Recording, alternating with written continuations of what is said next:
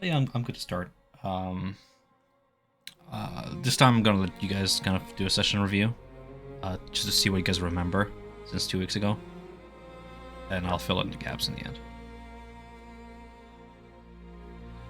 Oh man, I'm like a goldfish. I can barely remember what I had for lunch. Okay, give me a moment. Let me back. Notes. Strahd session. So we had the trap that locked two of our number on the other side of a stone wall. We then had to save Ea and Casimir from soldiers. We had the earlier encounter with 3 of the revenants. We had gained at least somewhat of the alliance of one of them, or allegiance of one of the revenants. And we were chasing a illusiony ice dragon or silver dragon thing. So Commander Branders. Willem joins the battle. We are trying to bring the light back to the order, and yeah, I was gonna ask, in order to help you guys sort of remember why you're here and etc. I was actually gonna ask each one of you individually, but we can do it in a session. Why is your character here right now in this very moment?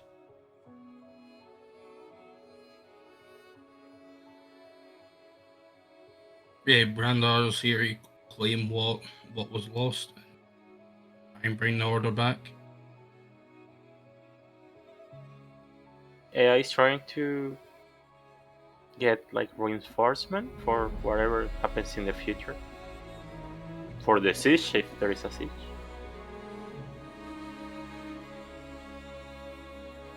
I would say I'm primarily here because I want to be around the people who helped rescue me and have a better chance staying in groups, but also to have retribution. Yeah. Ramirez is here probably a little bit to gain allegiances, but mostly because this is where Casimir thought we would get useful resources from. Most likely in terms of the allegiance of the Order or the Order of the Silver Dragon folks. So I was going to say this music's very fitting because we're like, yes, we can come together as one and overcome anything. You have my sword. Yeah.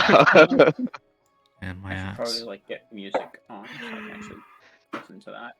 I always like the music.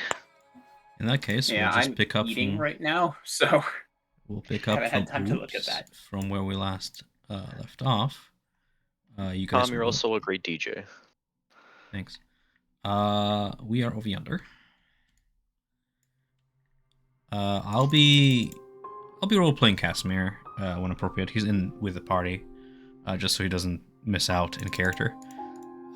But you know, you guys are recovering from recent battle against the remnants of Argynvost's army. Sort of following right after what we did in RP there.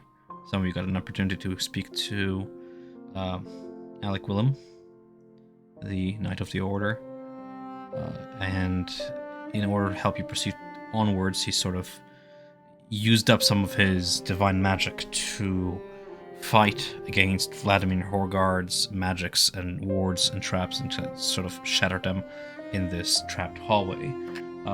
You see it branches the hallway to the west and east, and there's the way back now open to you to the south as well. 2 of the 3 arched windows are shattered, and you can see beyond them the foggy grounds below. Where do you wish to go from here?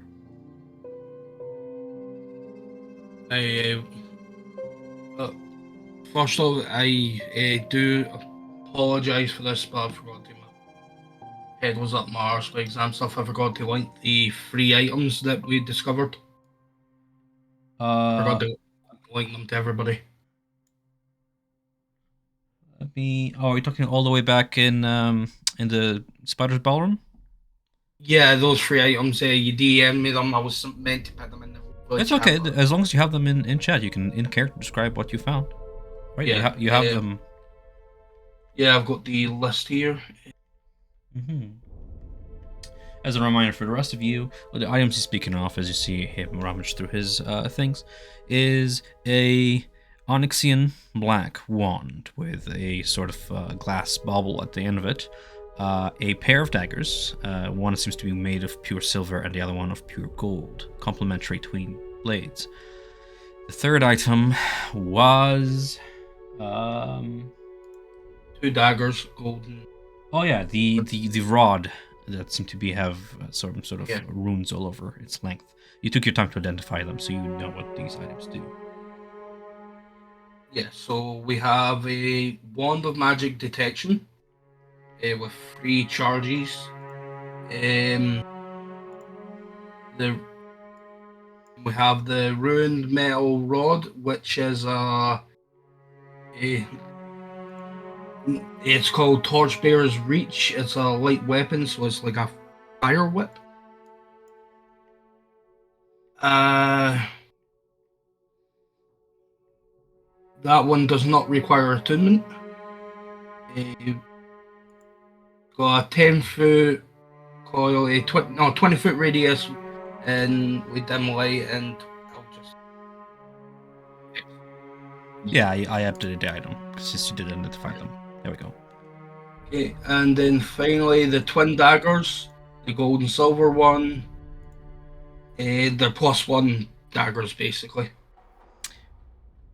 They've got link the full thing in a second. There it is. Should have a full description now. Yeah, there you go. Yeah, 3 treasures left here by an adventuring party that came sometime before you and met their end to the spider Kikamura and their hive.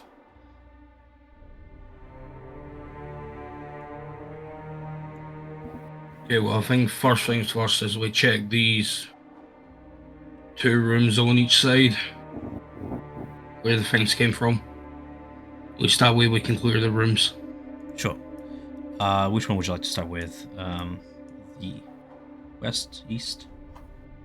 East first. Here, with I know I spent 5 minutes doing the identifying. Would I have time to get some hit dice back?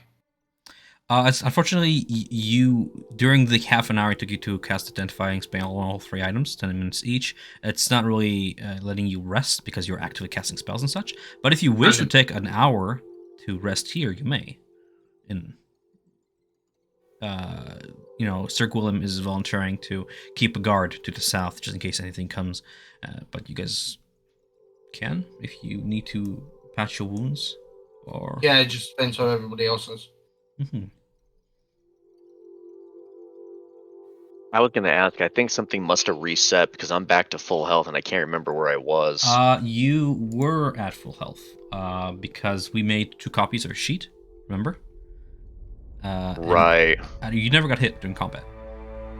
Okay. Maybe I'm okay. I remember the one shot we did. I was like, yeah, exactly. pretty The one banged shot up, we but- had a separate sheet because I want to have 2 instances of you. But no, you are as healthy and unharmed.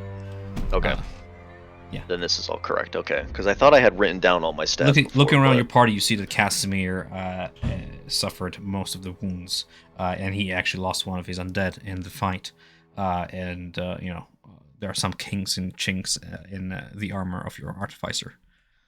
The rest of you seem to have been spared the assault. Well, if you wish to take an hour to rest, you may. Well, Brender, do you think that Argynvast will be able to wait for an hour? Or do you think we need to make haste? Yeah, that should be good for now. Yeah. We can go. Let's just go check the rooms. Sure. And watch your step, because I don't know what you falling through the floor has done to the structure of this. You see about a 10-foot gap to the west, indeed, and all the way to the bottom, to the base of the stairs, where Ramirez has fallen and dented, cracked the floor with his weight. I did not fall through. I broke through. Mm-hmm. I suppose I did fall. Yeah. So in that hour, I roll something. When you have a second too, may I light a torch as well? Oh yeah, for sure. If I do this Oh. and set it under you, which is ZHAV. Save. Are you able to control this? Right now I can't see anything. It's all grayed. I can't see anything or control anything. Oh, nope, there it is now. Okay. Sure thing then. Brandar, by the end of the hour, you're able to see to repairs and tend to your wounds. So if you wish to roll your hit dice, you may, as well as refresh any short rest features of yours. Willem keeps guard. You can see him throughout the hour. He keeps finding new wards, new traps throughout this building, and one by one dispelling them. Some fight against them, others are turned to nothing. But in time, he returns and keeps vigil on guard to the south. Yeah, well, I'm good to go. Okay. You, toward the end of the hour, open the door to the east and see this room littered with the wreckage of ancient bunk beds. Seems to be the knight's quarters here. 5 dirt-caked windows allow precious little light to enter, but even in the dim light you can see that between them there are 4 armor stands. Empty torch sconces in the walls. Ruin. You can see through some of the boards to the first floor below.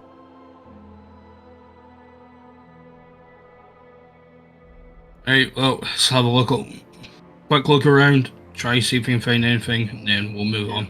Well, So, quickly looking around, are you looking for anything specific? Just anything that looks like it might be able to help us. Okay. Go ahead and roll me like an investigation check then, if you're just going for a general look around.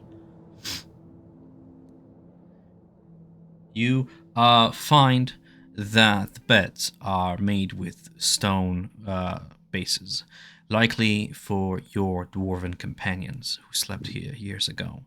This was the engineer's quarter. You unfortunately find no treasures to behold. This place has been wrecked through and rummaged through and raided over the hundreds of years. You know, stone shards and garbage, anything you can perhaps use in that sense and scavenge, you can pick up from this room, but the armor racks are empty. Whatever armor they bared before has been looted. The place is empty and haunted by the past. By the construction of the keep, you'd be able to tell, just from your passive stone cutting kind of insight, that it was designed to be a twin room to the room across from you. By your guess, you would find another chamber just like this one on the west side of the keep.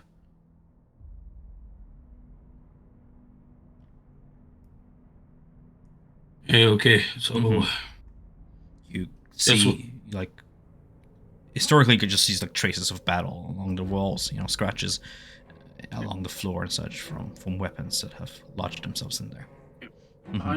I will spend a quick moment looking at these floorboards that have gaps down to the level below. I'll kind of poke my head and down under and look. Each gap is about a foot across, and right below you, you can see is the chamber you were in before, the servants' quarters. You see Just sort of a review of the lower floor. More tattered brown drapes to cover the windows, the cracks. A heavy curtain that hangs on the south side of that room that leads into what you would know as the kitchen. There's a chandelier about 2-3 feet out, from the ceiling on the first floor, and you can see the chain is secured to the floor, but there's a floor gap right beside it, so you can see onto the top of the chandelier.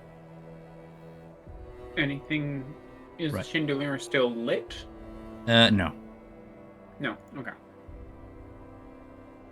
Well, I will do just a quick glance for any movement down there, and after seeing none, I would come back up. You looking for movement? Just room Yeah. perception real quick.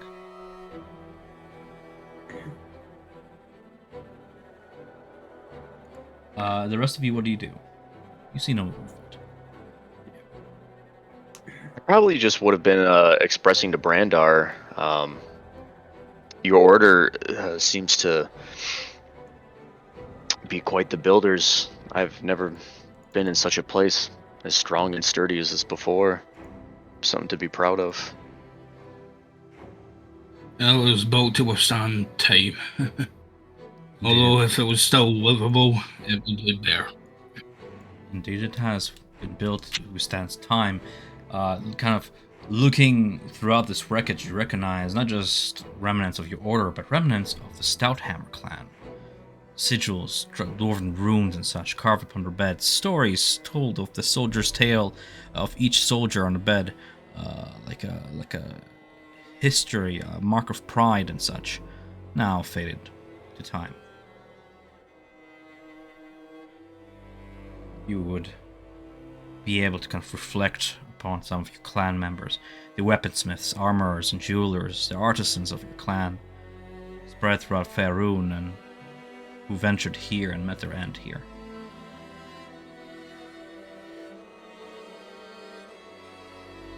Oh, I'll probably fix this room first when I get the chance.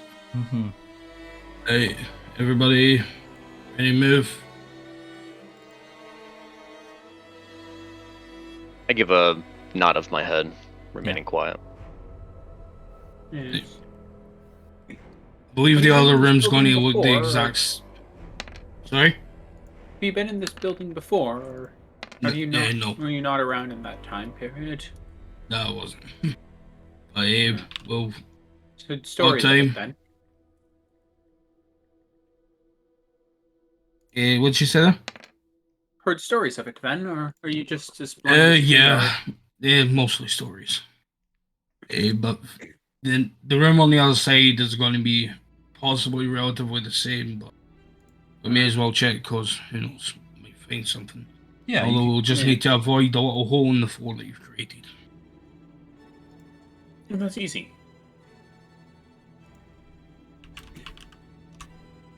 So, as you venture to the west side across the hall, and trying to leap that gap, go ahead and roll me like an athletics or acrobatics check, your choice to just jump that distance. I don't think your long jump covers 10 feet.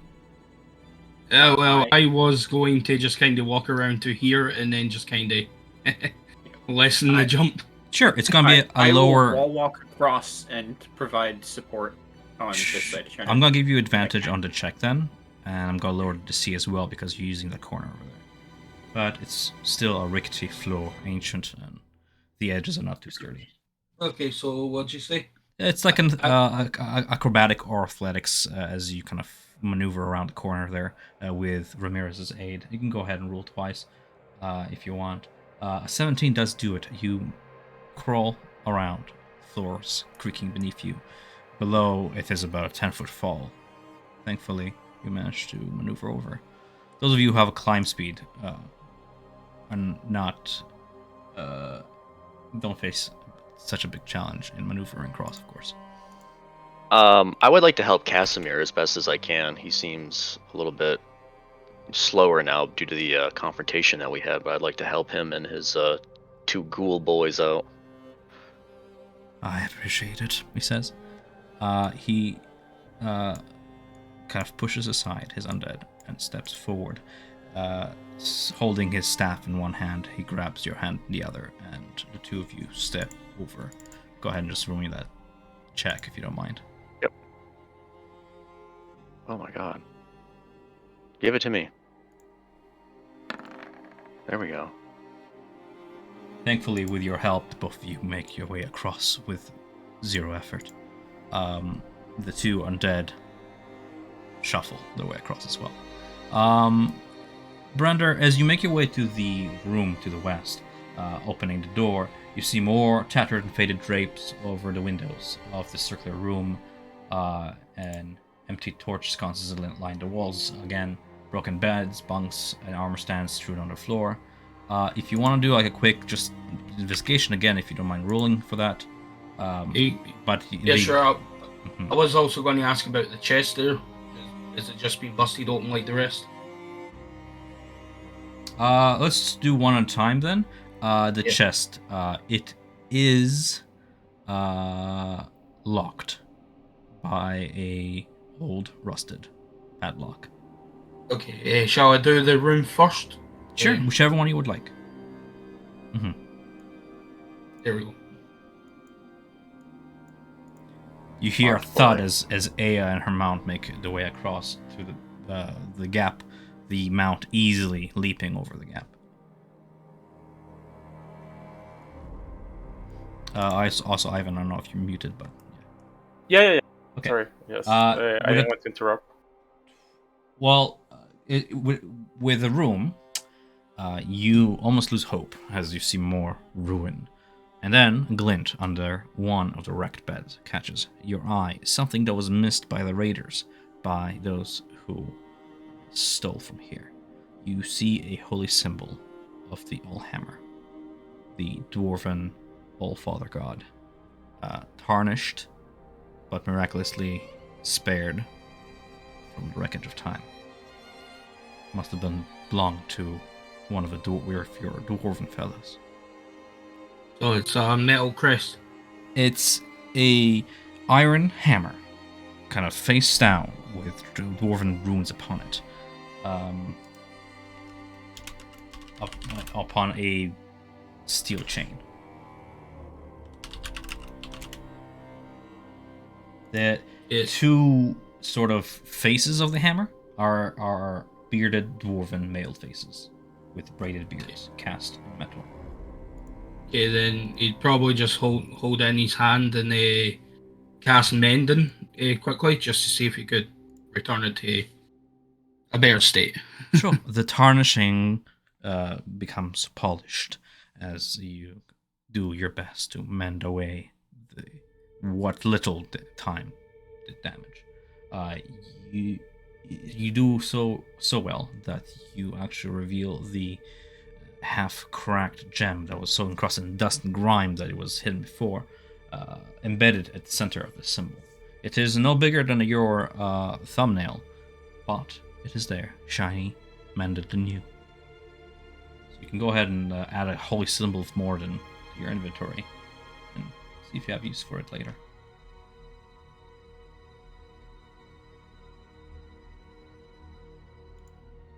There is little else remaining in this room, however. Then I would move on back over to the chest. As mentioned before, locked by the rusty padlock. Would try use, say, thieves' tools to open up. Sure, go ahead and roll for that. Ramirez, you looking through the window there, are you looking for anything specific? Just again, kind of to see, is there any motion of things coming from outside? Still and dead. The morning is grey, and you see no motion outside. By the statue below, the Svalich Road beyond, you can see from here. It's the second floor after all. You get quite a good vantage, and you can see all the way to Krashk past the woods and the kind of surrounding area. This strategic location on this hill, you get an idea that it is a very good vantage point to look onto the entire land throughout. And it is, in some way, visible, 2-3 miles out. I will spend a minute or two looking out, somewhat sad. Sure. As you immerse into melancholy, a crack rings out in the silence, a metallic ding, as one of your picks shatters against the lock and jams itself in the lock, making it even harder to open now, Brandar. It is perhaps for this reason why this chest has remained here unopened. The mechanism of the stock is dwarven made. Geniuses, engineer geniuses, craft this lock to make it very hard to open. Just kind of look at Zavik and go, you want to smash it? Yeah, I would say I was already going to be lowering my sledgehammer and kind of like make a thud. Brandar just shifts it the way next. Where delicate thief work fails, perhaps brute force will do the job. I was going to say, to not damage, like if there was anything in it, like not hitting where the wood would be, like I want to just try and take like right where the lock is at, like where it's padlocked. Okay. Exactly, like a downward strike at the lock, trying to just dislodge the inner mechanism. Go for it. AKA don't do no work. Is it just a straight athletics? It's you roll to hit with your sledgehammer. I added it to your sheet as a weapon attack. You should be able to find it at. Yep, I got it. Mm-hmm. Do we have it as a D8 or a D10 though? Because I have two. If you're holding it, I think we did a D10 last time. It's a D10 if you're holding it with both hands. Oh yeah, I'll do it with both hands. Mm-hmm. Sure thing. Oof, 9. It takes you a couple strikes to finally get through to the lock. You spend about 5 minutes making a raucous noise. Finally, the piece of metal gives, and you can hear something crack. The lock is effectively broken and will never function again, dinted as it is, but the chest is open. Inside the chest, you find... let me see here.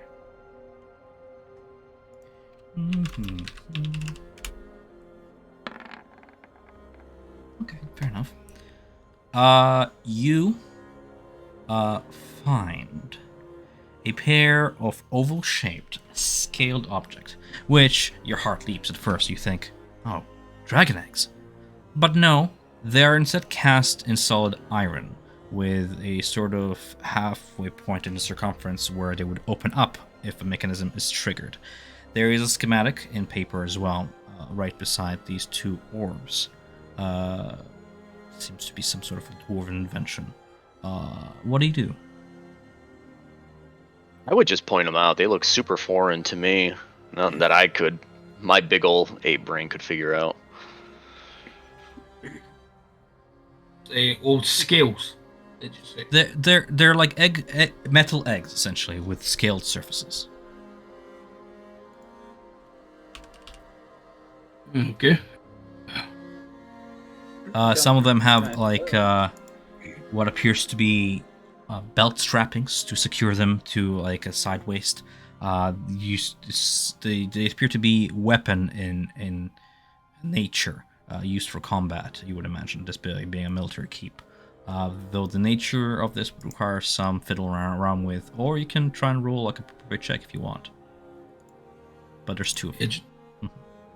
Just a quick investigation, like if I just wanted to have a quick glance. Sure, I'm going to give you advantage because you are an artificer, and this is sort of magic in nature. So go ahead and roll me that. Oh my god. Marta boy. I know what this is. You've read about this. This is a dragon egg explosive. It is a small, iron-bound wooden cask filled with an alchemical mix of strange powders and liquids the color of cyan and turquoise. The smell, as you kind of open to give it a little whiff, is very strongly that of sulfur and brimstone. You see a fuse protrudes from the top of the cask. It each weighs a good hefty 20 pounds, despite its size, as if made from like solid lead. You would know that once lit, the fuse burns quickly, anywhere from 12 seconds to 30. It's not a perfected invention. And then the cask explodes. You would know that once it explodes, each creature in like a 20-foot radius must make a dexterity saving throw, and effectively taking like fire damage on failed save or half as much. It is also often detonated from a range. If any fire or like lightning damage hits it, it explodes immediately at the end of the round. It doesn't need a fuse. Miraculously, there's 2 left. So I'm gonna go ahead and make that a handout. Here you go. And there's 2 of these. I probably would have shaken them. You hear there's liquid in one chamber, and there's some sort of a powder that shakes like a Moroccan shaking instrument. I don't remember what they call them. Just a shuk shuk. Like there's a little bit of airspace in there, and a glogging sound of some sort of liquid. One of them even gives off a little bit of that cyan smoke as you do that. There is a schematic of how to make these inside the chest as well. Seems to have been one of the more recent exploits of the Order before they eventually met their end, but there it is. Okay. These could come in handy. If for safety purposes, I think I'll put them in my bag of holding. I don't want... Ideas just sort of float into your mind, the potential of this. Not only is it, anybody can light a fuse and throw it, but perhaps there's a way to increase the range. Perhaps there's even a way to implement this alchemical formula into ammunition. Ideas come and go in your mind. I'm more thinking if something hits me if I've got these in my belt and something hits me with fire, that could be a very bad time. Well, those going to be useful, do you think? Oh yeah. I mean, massive explosion. Could wipe out a few things. That would be quite useful. I don't suppose you know how to make more of those. Yeah, well, I've got the schematic here. Just need to get the proper materials. Reagents, ingredients, some time, and voila. You hear a clank of wood upon wood as Gwillem kind of lays out a series of planks just across the gap to make your cross easier. He looks down upon the corpse beside him, that of Jeb, zombified, with a look of half disgust, half pity.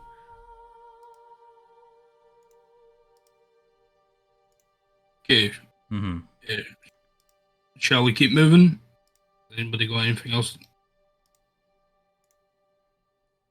While we are passing next to Jeb's body, I will pick it up and put it on top of Alina, just to not leave it here. Fair enough. For the sake of this, I'll say that it's carried onto your mount. Okay, and that a frost trail that then led to this direction, yeah? Yes, you can find the melted water still up on the floor. There's other chambers, but if you wish to follow the Dragon's Trail, yes, it's in that direction. We've checked all the ones up this end.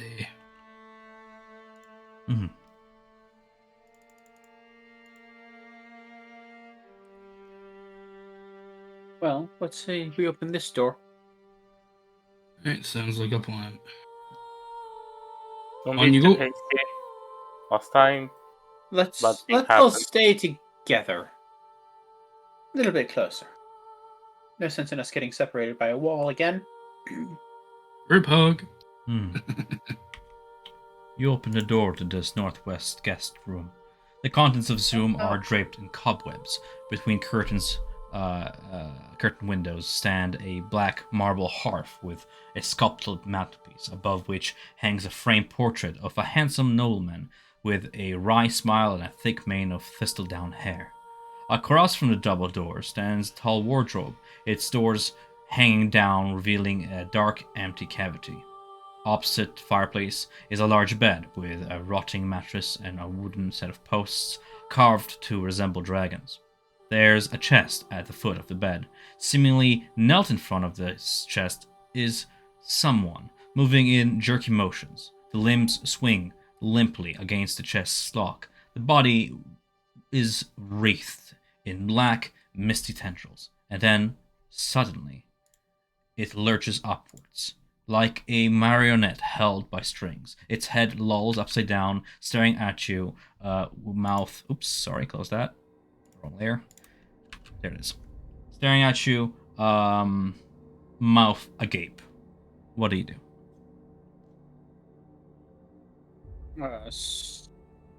Sword is drawn, and I will move to here. You hear a wispy voice come out from its agape mouth. Names! Give us the names!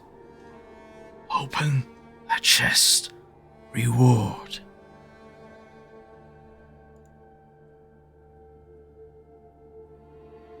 Whose names are you looking for? Names. Their names were power. Their names opened the way. Forgotten names, kept in secret by few.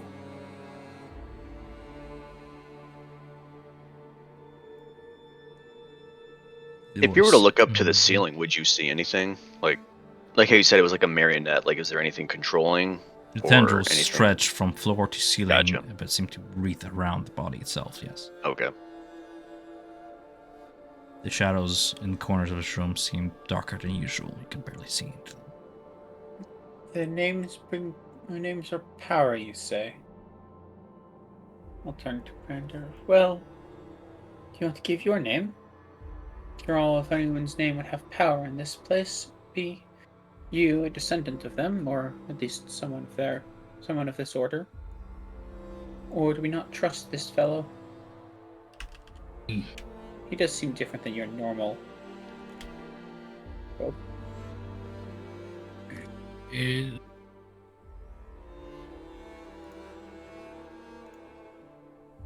I just kind of look at it. Was just like, oh, I'm Brandor Stowhammer, but that's what he's meaning.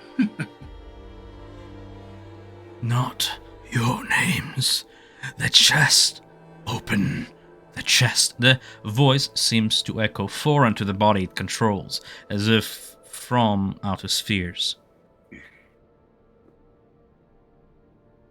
Well then, I will make my way up closer to it. Would you mind moving out of the way so I can at least look at this? Unperturbed by the twitching body by your side, you make your way toward the chest. It is dragged across the floor.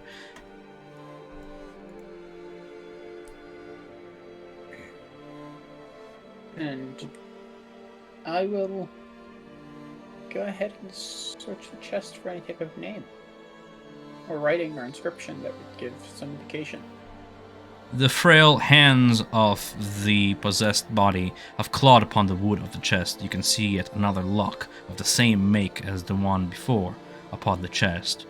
The body is unequipped to have opened this lock with its bare hands. So it tried to literally nail its way through the wood. You can see traces of blood upon it. As Ramirez is inspecting this, what did the rest of you do?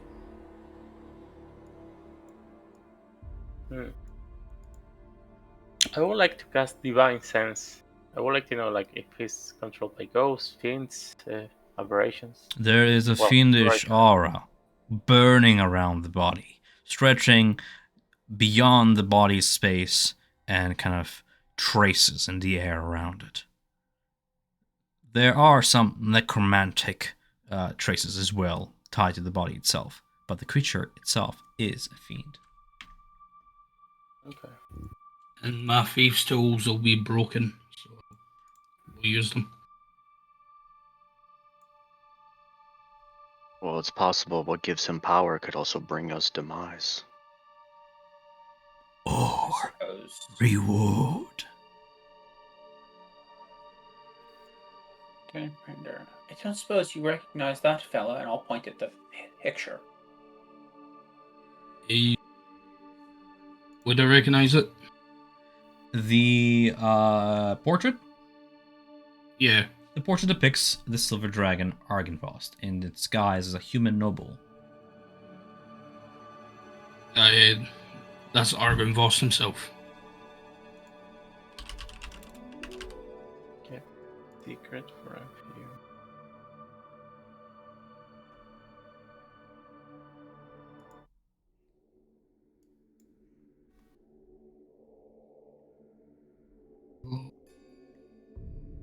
I mean, if you're gonna open up the chest, then Well, go. But I would be I'm- skittish. I'm not able to. Pistols are broken.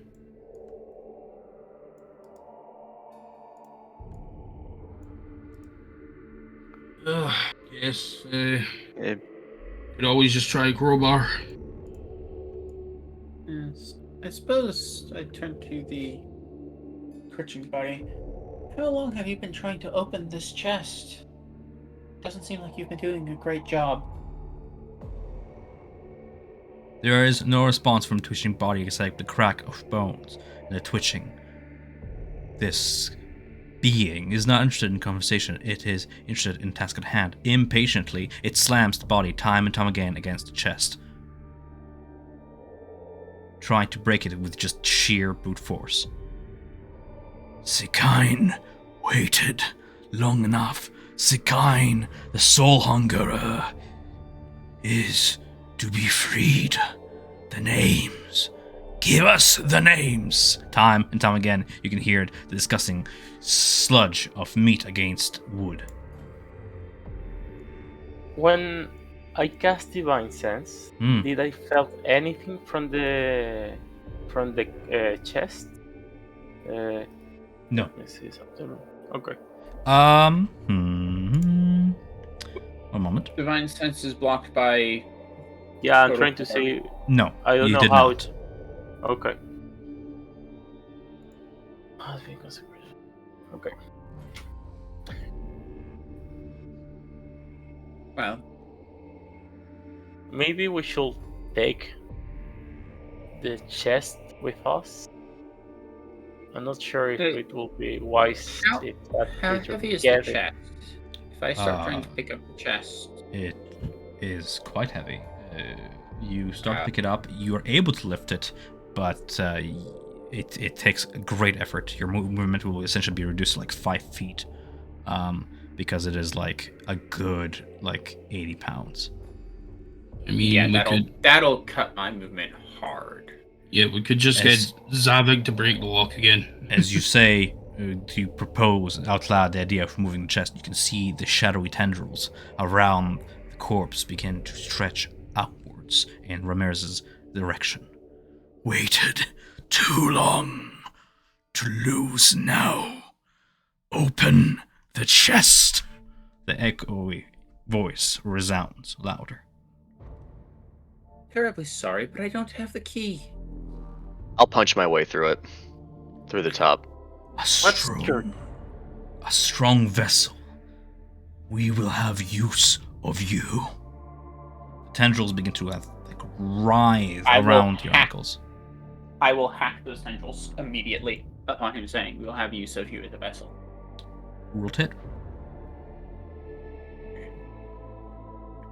You hear the sword swish through the air and impact upon the floor, kind of moving through the tendrily forms, but where they slice through, the tendrils get severed.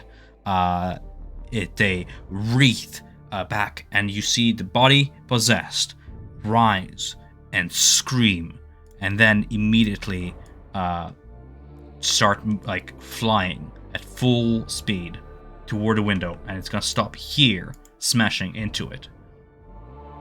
There's no sense in roll initiative because you guys act as a group. So I will say as I do that, no taking control of my allies. You each get one round essentially before you can see that it will shatter through the window and disappear out of view if you wish to do anything at all.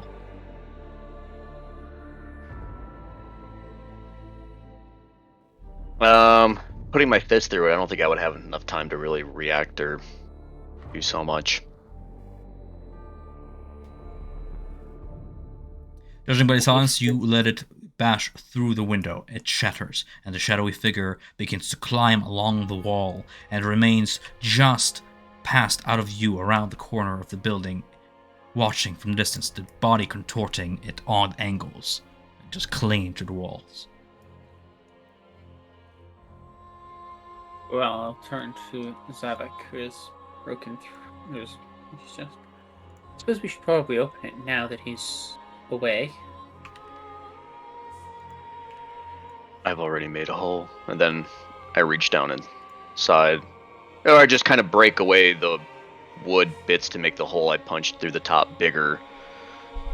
If I was able to. And then anything that would look like a diary, a book of some sort, Keeping a a side ledger. eye on the body, you see the contents within the chest are evidence gathered by the Order of the Silver Dragon of the existence of a certain location by the name of the Amber Temple, as well as a manuscript detailing the capture of vestiges of evil sealed within the temple and the means to free them. The rest of the scripture upon the manuscript is written in a language that I don't think any of you speak Abyssal, but recognize the runes. I do not speak Abyssal. No. Let me check. I think I do. I speak Abyssal. Then you'll be able to understand these verbal command components to release the vestiges. It is a manuscript that has been recovered by the Order from someplace else in the effort to find the temple and contain the things within. Along this all, you find a mysterious note wrapped around a round object. The creases in paper where you can see the object, you can see it is made of solid amber, like an orb.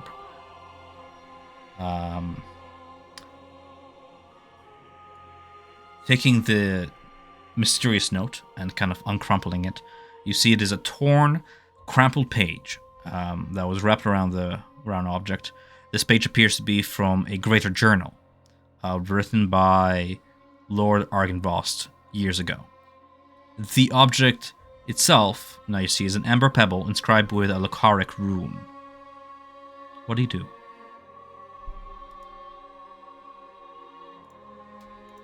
I would pick up the amber pebble, or Sure. yeah, I pick up the amber pebble and trying to look at it in my hand for a bit, try and see it relative to the piece of amber that I have in my.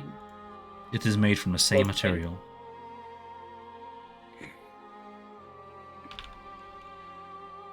I would turn to Casimir and say, "Well, we found at least some stuff about the temple you've been searching for. This is Hopefully progress. Once we get out of this place, we have a chance to properly study it. Maybe you can do better next time." What of the note? Well, I suppose it should probably be read, and I will go about reading it. You read it. It is written common, though there you can tell by the accent marks and the script itself there are some draconic kind of flair to it. The note reads, "This valley's idyllic beauty masks a vile secret. I've spent years seeking it, and finally I've found it. The Amber Temple, a repository of evil. It is my duty and my burden to ensure whatever lies trapped inside is never allowed to escape. I shall build a fortified mansion and gather the forces of good to guard this place. The temple's gates are watched by gargantuan statues made of amber, each bearing a name. It took some spellwork on my part to translate the ancient tongue, one not used for more than 2,000 years. Each statue appeared to have been dedicated to the temple's founders: Shalx, Matherus, Hakatha, Tango, Daviton. The names go on and on.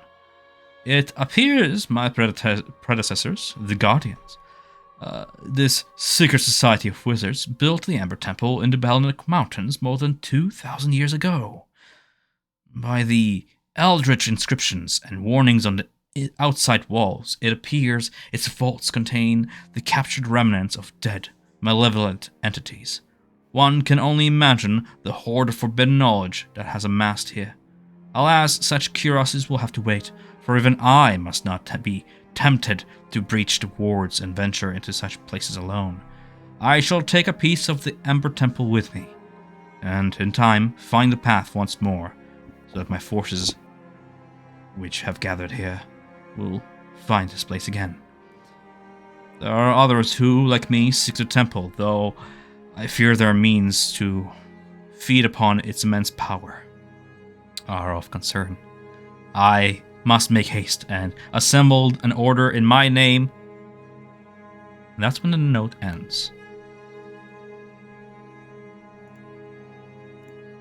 Are there any, how to say, like initials in any part? It is signed by Lord Argynvost.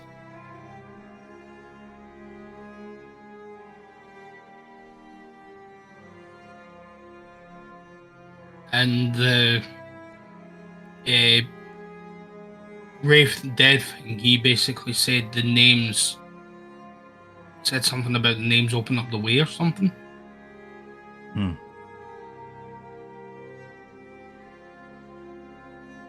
I don't know about the statues that appear from the founders, or from the temple's founders. Is that what you Maybe. meant? Yeah, Wow. so it's like the names might be useful.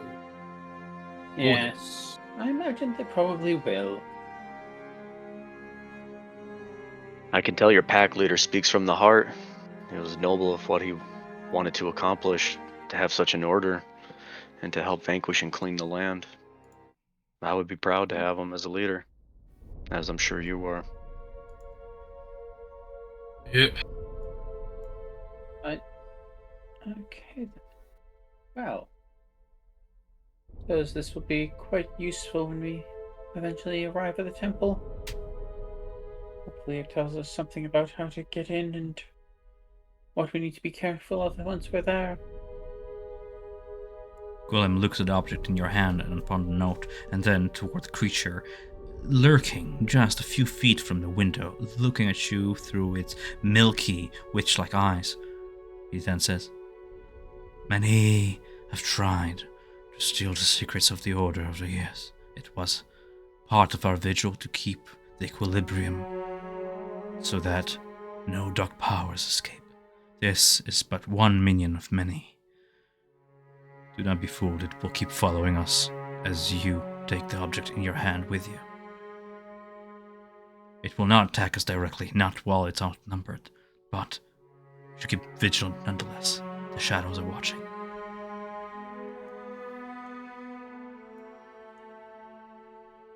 And I will turn towards the being, and say, "Did you want this?"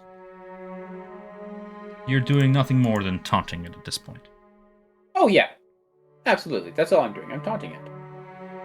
It grits its teeth, grinding them, the body twitching, contorting more. You're getting a reaction, but no words with your taunts. It is simply watching.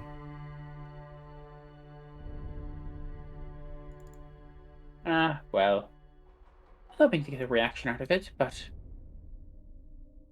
I suppose unless you want to try and take it out now, where it is, we best be making our way. I mean, I think if you try and hack it now, it's just going to duck under across the building. Probably.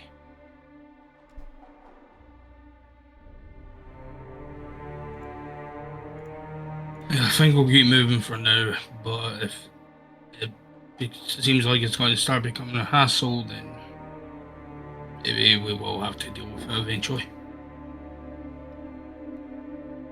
Willem says, not leaving his eyes off the creature past the window, just glancing momentarily at the stairs before him. "The way to Vladimir is here. This is where we part ways. I am tied by my vows to not oppose him, and to truth be told, my heart could not bear, for the love I hold toward Vladimir would falter my blade strikes." Before we even go there, like, what's on the other side of this landing? And he just like points over towards this direction. You feel a light draft coming from that direction. Gwillem will inform you that though that section is more bed chambers, but he himself has not taken the time over the years to go through the ruins or anything. He has been keeping to other tasks and such. If you wish to discover, you're free to it. Right now, I think it's a better idea that we take taking everything we can about this place before we Yes. move up. From what I've heard of this Vladimir upstairs, he might not be the most happy with you showing up to try and restore the order. You have a habit of So- saying things in the softest way possible. Yes, that is one way of saying that. Well, I try sometimes. Mhm. I do respect that you won't strike down your brother. It's a good thing. Where I do understand your reasoning, I do feel for you to atone, you should face him. You said you feel guilty for what you had done. Hiding in the shadows from him isn't the way to solve it. I'm not asking you to raise a blade against him, just asking you to speak with him. And what shall I say that I haven't said before? Oh, have you seen him since? Since this again? Of course. He has told you that he has. There is 300 years of history between these two. More. Yeah. He already broke his oath once. As Gwillem sort of Make him do explained, it, Gwillem was spared guess. this blind rage that has cursed this place, but Vladimir has changed.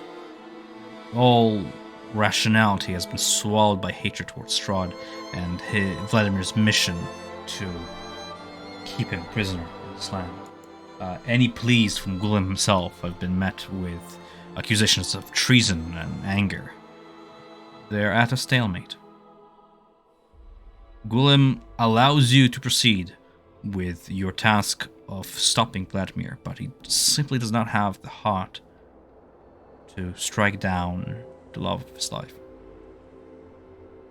He cannot bear it. He's not ready to face it, and you tried persuading him before. So he's still lingering from that. Okay. Mm-hmm. Well then, Well, The fact before that we he's not head- stopping you was like a medium success. Yeah. Well, before we head up, though, I do think we should check the other side. All right. yes, I agree. Sure. Ah, Which direction do you I head? will run to there.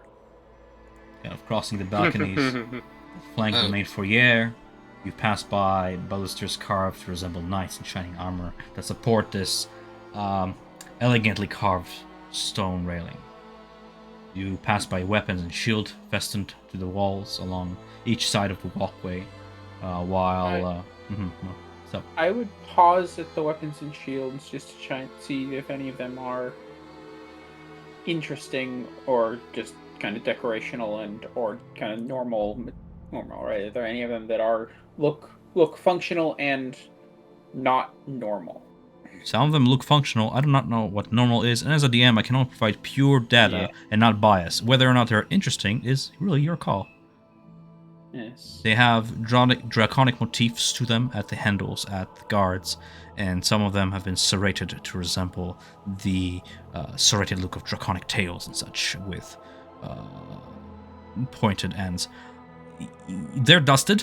They have not been kept up very well. Some of them have rusted to the point of not being useful. Others still bear some use to them. But are mostly decorative and will need some some blacksmith work to be sharpened to the point of being combat. Then I would. The shields are functional, hunks of metal. Some of them scrap, Yeah. some of them still battle ready. Yeah. That watery ice trail, does that lead upstairs? Yes. Check. Yeah. Rana does just kind of look at Ramirez and is just like, well, so much for not splitting up. Mhm. Each one of the shields also bears this insignia of the order, identifying it to be a weapon and shield of the order. Yeah. And I would make my way fairly quickly back over. Mm-hmm. Well, I will take one of the shields and equip it if it's in a good state. It is rough. having seen 300 years of wear, it's still somewhat functional. Essentially, go ahead and drag a shield to your inventory and it will grant you 1 AC. Okay. You know how to change AC of shields? I'll figure it out. I think I know. When you click on the eye icon in your actual inventory, you will see modifiers in the prop section. You can change the 2 to a 1. Okay. The rest of you follow Javik's lead there as he, torch in hand. Javik, you see the outline of a door to your very right, and the hallway proceeds onwards to a set of red velvet curtains at the corner by one of the lit torch sconces. Yeah, so Mhm. coming up to the door, kind of hugging the wall a little bit. Is the door like completely shut? Is it cracked? What's the material? And It's- also, would I hear anything on the It's other closed, side? but not shut, as in not locked. You Okay. press your ear against the door and hear nothing from the other side. It is rotten wood near the bottom, but there's no lock on the door itself. Would there be anything outside, like on the wall, saying what kind of, if it's like a specialized room or anything? Go ahead and roll me like a history check. Just general knowing how society and structure is. Nope. No idea. There are some markings upon it, written in draconic runes, upon a steel plaque. But you can't read it, and from the symbology, don't quite understand what the purpose of this room is with the door closed. Okay. Mhm. Then I will, still standing to the side, have the Mhm. torch, jiggle the handle or knob, and then Mhm. just slowly open it. Sure. Have the Slowly, torch the in. door creaks open. The sliver of light meets yet another one from the inside of the room. One of the sconces in this room is lit with magical fire that has lingered here for years.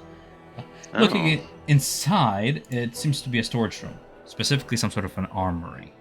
Raindrops and rainwater seeps through the cracks in the ceiling and flows into a pool on the sagging wooden floor, which then turn sags through the wall and onto the first floor.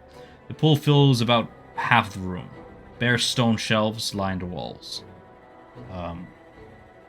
Some of them have been looted, shattered. You can see some of the casks and boxes have been similarly smashed, like you smashed those boxes. Somebody has been here before. Some of the weapons have been ruined. You see ruined crossbows and axes with no blades, and ruined armor and such. But if you want to take your time, you can scourge around. I would say, is there? Mm-hmm. So there's a bunch of blades and everything, broken, damaged, old, everything. But does it look like from the smashed boxes like something was really trying to find something in particular? Sure. Or what? It's kind of like your call. That's what I was just gonna ask. It's a plausible theory, yes. Okay. Yeah, I need to just take 5 minutes with dog's bark. Mm-hmm. You're good. Are you looking for anything specific, Shavik? Honestly, if I could find a whetstone, that'd be kind of cool. Sure. Go ahead and roll me investigation. Looky dooky. Normal roll because most of the stuff is looted around. How much do you weigh? Like 276. You find a whetstone. It is across the room, glinting by a bucket that has been rotted away. There's moss all over it, and the floorboards have rotted black. As you step toward it, the floorboards creak and then fall from beneath you. Go ahead and roll me a dexterity saving throw. As Oh no. the floor breaks from beneath you. It has been so badly rotten. Okay. Dexterity. Mhm. Boom. You, in your desperation, grab for a hold and find only the whetstone. You grab it in your hand, but fall to the first floor. Woof. You suffer 1d6 of bludgeoning damage as you fall to the first floor below you, so 1. Managing to fall on not the stone floor, but on a elongated table that's about a few more feet off the ground, perhaps saving you the full damage of the fall. You fall onto the table, cause some ruckus. On the way down, you actually catch the edge of the chandelier above the table. So Nice. broken fall a little bit, yes. But for the second of this, you're on the first floor, and there's a huge gap here.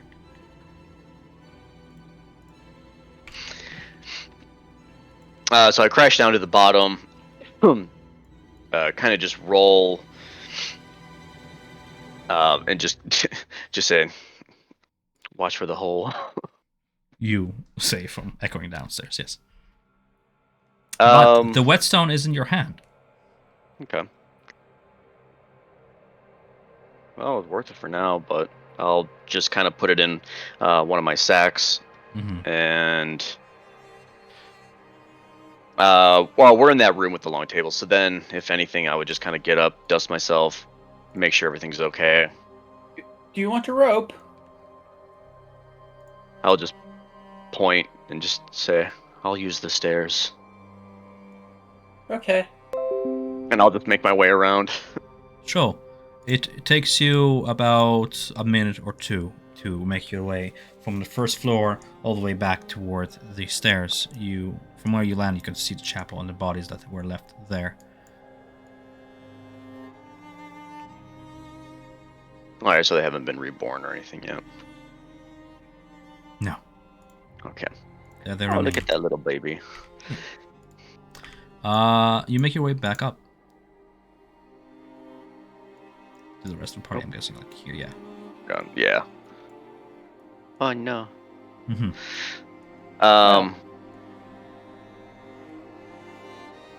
Yeah, I'll just say, like, I'm just kind of rotating my arm, shoulder a little bit from the chandelier. I guess it's probably safe to say now to watch stuff. A bleeding gash, minor scratch wound. Can't take out a few pieces of glass from it. From a piece of the chandelier has shattered against you, but just a skin scratch. You've been through so much worse, very recently. Fair enough. What did the rest of you do? Well, seeing that the floor in this room is rather poor in quality, I would kind of walk up to the doorway, look in, see that there's not a whole lot of interest turned, and that it's already probably been looted. I don't see any boxes that haven't been smashed. You right? can try an investigation check in turn as well. I would not be entering the room at this point, so... You can try an investigation check from the door. Yep. You... So 19. Find a small box below one of the armory desks over yonder, on this side of the room. It is within reach from the door, and it seemed to have made a dent in the soggy floor, as if dropped from some height. With a natural 20 investigation, you'll be able to deduce that whoever was in this room a few, perhaps months ago, has looted the place and then dropped one of the boxes on the floor on their way out, forgetting it behind. It has since remained there, below the desk in the shadows, and with your dark vision, you spot it. Okay. This small crate it fits in both your hands. It is about a foot across, and you can hear the jingle of glass from within when you pick it up. Ooh, interesting. I'll pick it up. I'll bring it out to where the floor is a little bit more stable, and I will go about opening it. You open it, and you see two pyramid-shaped vials containing a rust-colored liquid within them. This is a common potion, which you'll be able to identify as 2 potions of invulnerability that have been failed to have been looted here.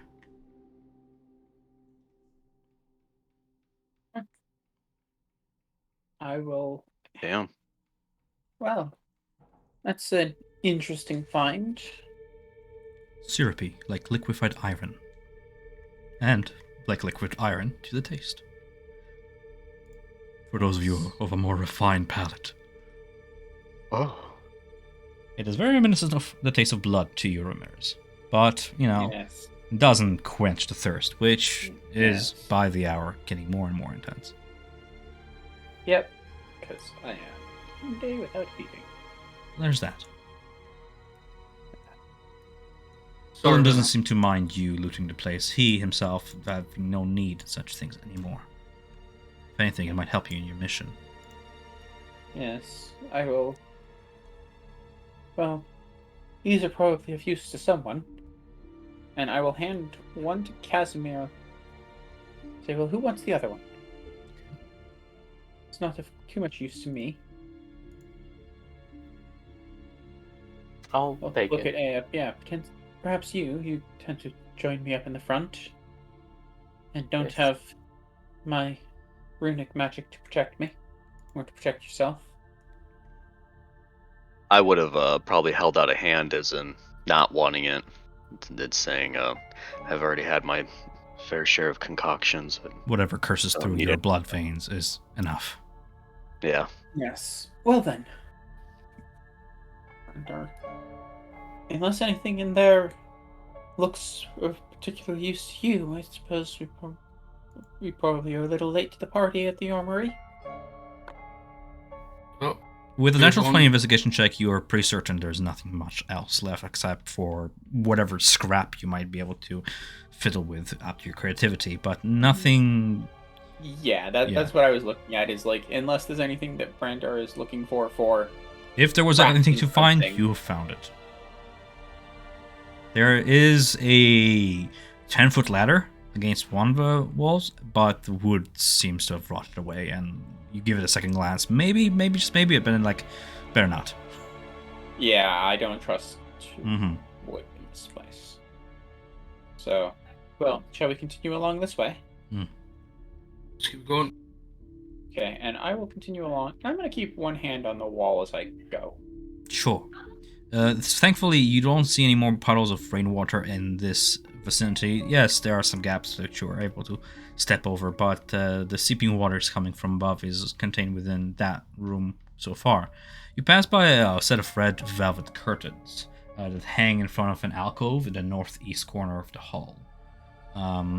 Then there are two other curtains. I believe you can see through them here and here as they're sort of tattered and torn through, right? Just Oh, see very Okay, you see that they're there, slightly. yes. them there, but Mm-hmm.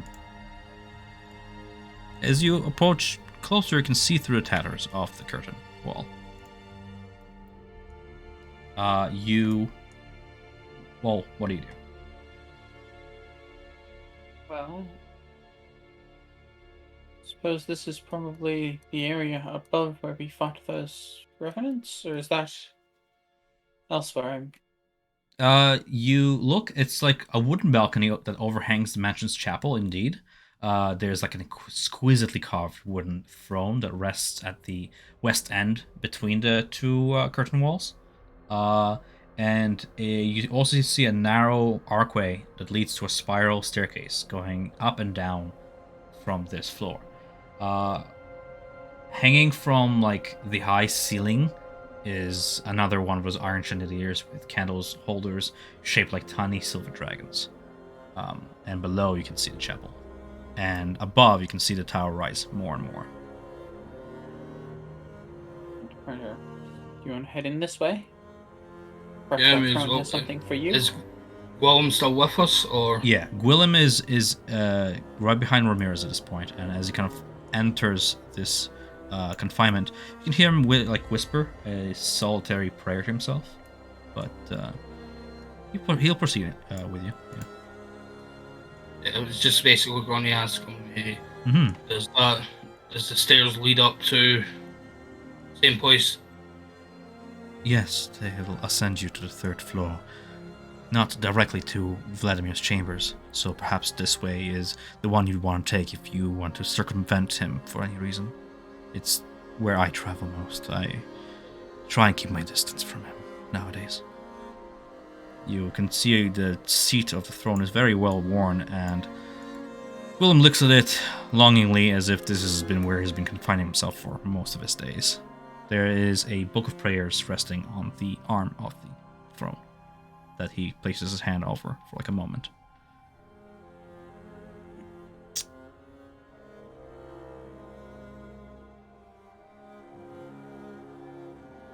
He's seeming to like search inwardly for prayer, hope Yeah.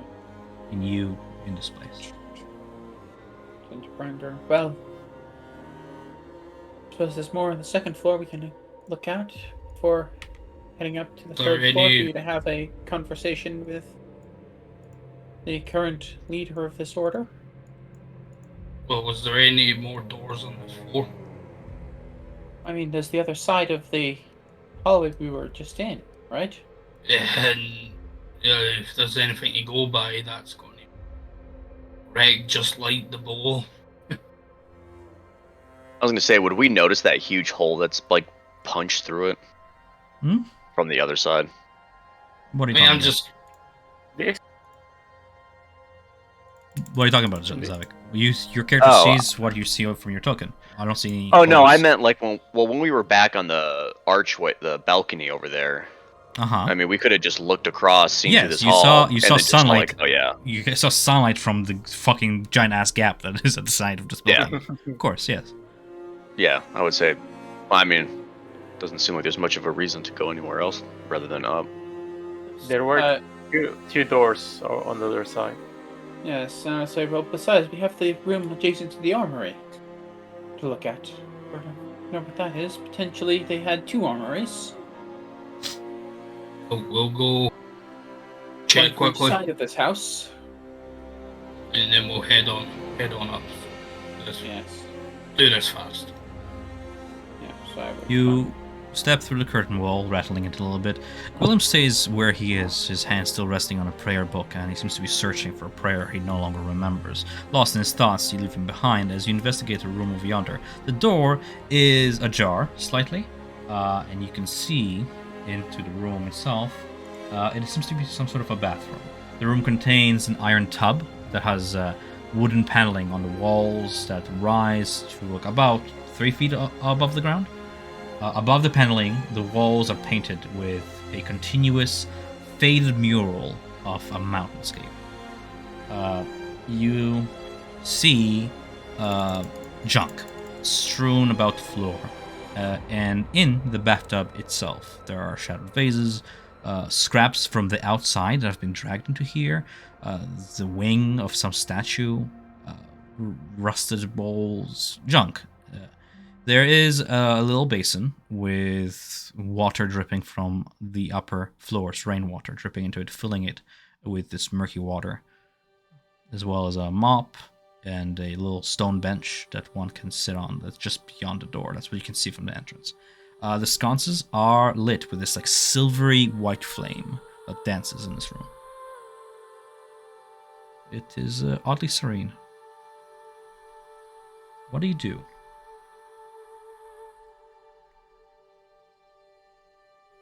I will get into the room and Mm-hmm.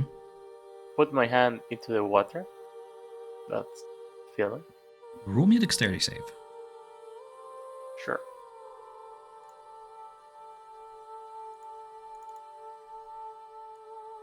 You put your hand in water. It is very cold to touch, unnaturally so.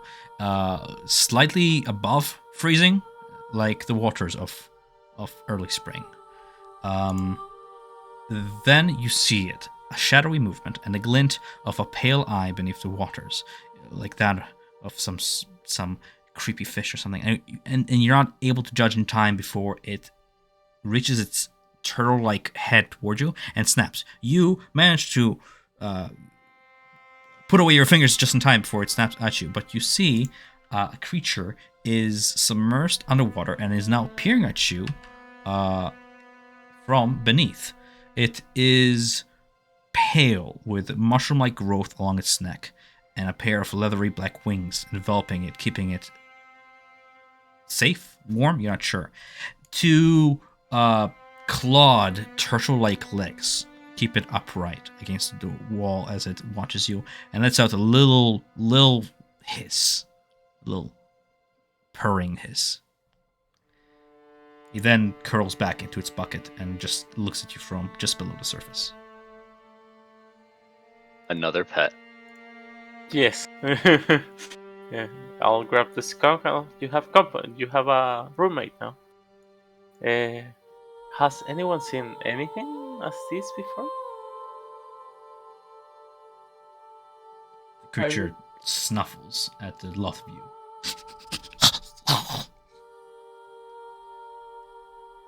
I would step up. I don't suppose I would recognize that, assuming it's like a history check. It's a nature check, if anything. Ah. Mm-hmm. I noted that, Javik. If you want to, Okay. I'll do something in a second. No, you're fine. This was a silver guard drake at one point. That seemed to have fallen to the same curse as the rest of this place. Now it is undead, stuck in a life. Its flesh rotten in a unique way, as if most of the ungraces of undeath don't affect dragons the same way. But the silver drake has maintained some semblance of its personality, and from an 18 nature check, you can tell that it's being cautious, but not outright hostile. Usually, guard drakes are never found in the wilds, but are rather domesticated by exactly these people, dragon orders and such. You, in your elven years, would have probably heard about like different draconic cults birthing these from experiments by morphing dragon eggs and then domesticating the creature that hatches from the rain. This seems to be an undead version of just that. You see it has built some sort of nest for itself in the bathtub from like torn curtains, rusted swords, and furniture debris. And it has a little tag on its neck. Like a collar with a tag on it. Like, we did hang it that, like, Brandard does know some, like, levels of Draconic, yeah. It's just, like, low. Sure. He'd be able to just try and, like, speak to it just to, like, in a calm way, You just can to try and... certainly try. What will I roll? To speak, nothing. You can try and speak to yeah, it. he just kind of goes close to it and just kind of kneels to the back, and he just kind of... It be broken Draconic, I guess. I just kind of just like a calm little one and all that, just to try and ease it, just so it doesn't know it can friend overflow. Roll me animal handling with advantage.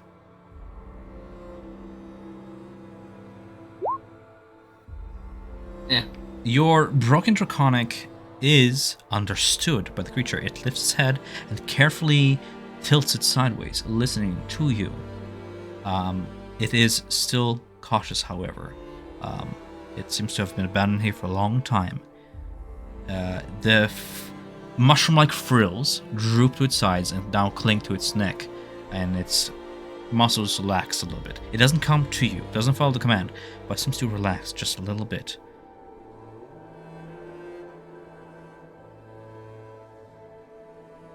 It seems obedient, perhaps even loyal, but still somewhat territorial.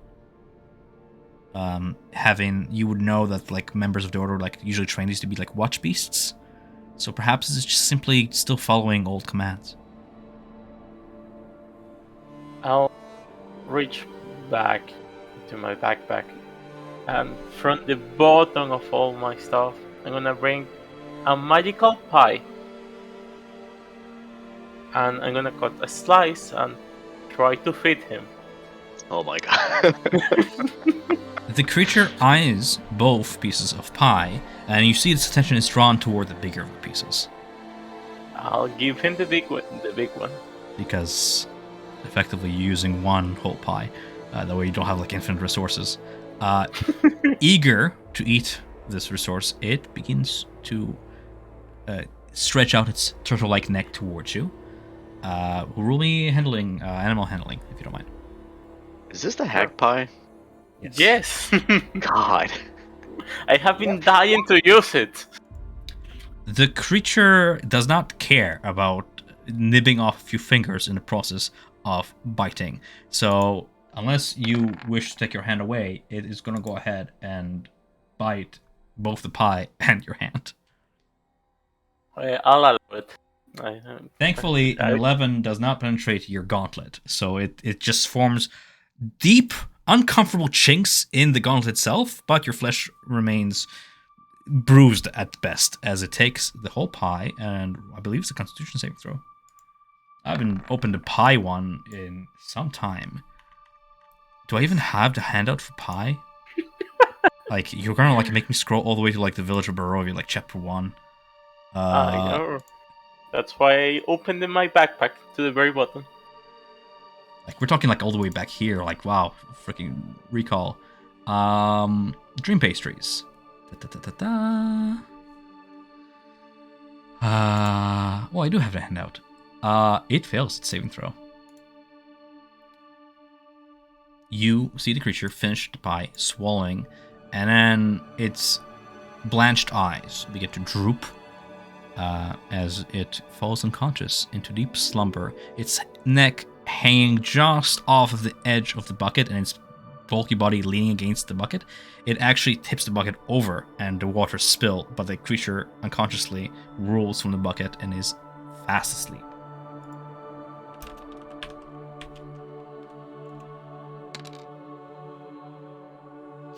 Then you'll have another time to trying to tame him, Brander.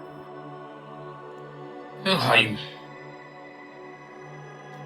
If no one is gonna pick him, I'll put him in top of Helena, and with my rope, I'll try to make him stay in there, diving up to her. Oh my, that's a bad idea.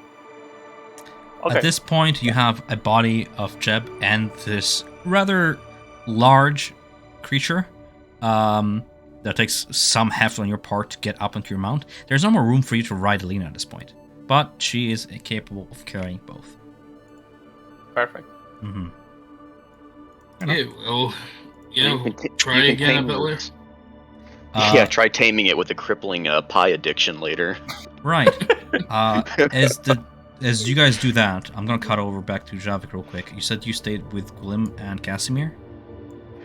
Yeah, I would have. Seeing how he's kind of like longing at the chair, his book, and everything, I Sorry. don't know. I kind of feel. Hmm? Oh, he's cute. I kind of almost feel sad, and I feel bad, and a little bit of pity. And I wanted to ask him, and I'm sure with the time that we've been in here and knowing everything, I wanted to ask him. They say that you were a commander in the day, that you had many troops, you fought battles, and you had the respect of those who served under you. True? For some time. Until the end. I suppose that was true, though I can't recall all of it. But it doesn't matter now. Whatever man I was before, I'm no longer it. A remnant of him remains, but that is all. Everything else has been replaced with loathing and hatred. Seems to scrounge his face, facing the east, the window, and just past those long chapel windows, you can see on a solitary stone pillar in the distance, silhouetted against dawn light, is Castle Ravenloft. He seems to be staring at it with intent, tracking something. I have such a title of commander that takes dedication and motivation, determination, and everything. Takes a strong figure to do such a thing. And for that, I would say I almost slightly envy it. He looks to you with trying to gauge your intent. Gauge your where is this conversation going? So I want to just kind of like do a thing where talk him up a little bit, but I also just wanted to ask him, what does it feel like to, and I motion with my hands to be the way that he is. What does it feel like to be in between? Wrong. Numb. It's unnatural. life gives one more than just raw purpose. It is an anima. It is more than just reason to live. It is drive. On death, one cannot stop but to feel like the grave is a mere step away, and yet we keep pushing that rest away. It is like running in one without sleep for eons. A fugue state. It is not something I wish upon my enemy. It is why perhaps a part of me wants to end Strahd's imprisonment. He has caused himself to be entrapped in this state willingly, and now cannot escape it. What Vladimir is doing, keeping him in on death, is wrong. You can tell that there was much unrest in this land, but you can start to see it in the trees and feel it in the grass and in the wind a little bit, that there's a little bit of hopefully change coming soon. And I can only pray that change is for the better. I am not sure how far the big picture stretches. I'm not sure if what we're doing here is for the good or allotting other darker powers to take over once there is a power vacuum. But, as I said, I feel nothing more than numbness and like a drive to end Strahd. He seems to be not putting way too much thought into what happens after until such a task is accomplished. yeah. You said he was kind of eyeing like the castle Ravenloft. Was there anything like specific that would be on that? Well, you said it was like a statue, right? Well, the whole castle stands on like a mountainous vertical stone pillar, right? And he's eyeing the structure itself. I'm not sure about what we're talking about. A statue, but never mind. The way he's staring at it, and the way his eyes it is like tracking somebody through a street. He is tracking Strahd, you realize. From miles away, he sees him. Like a hunter tracking its prey. Oh.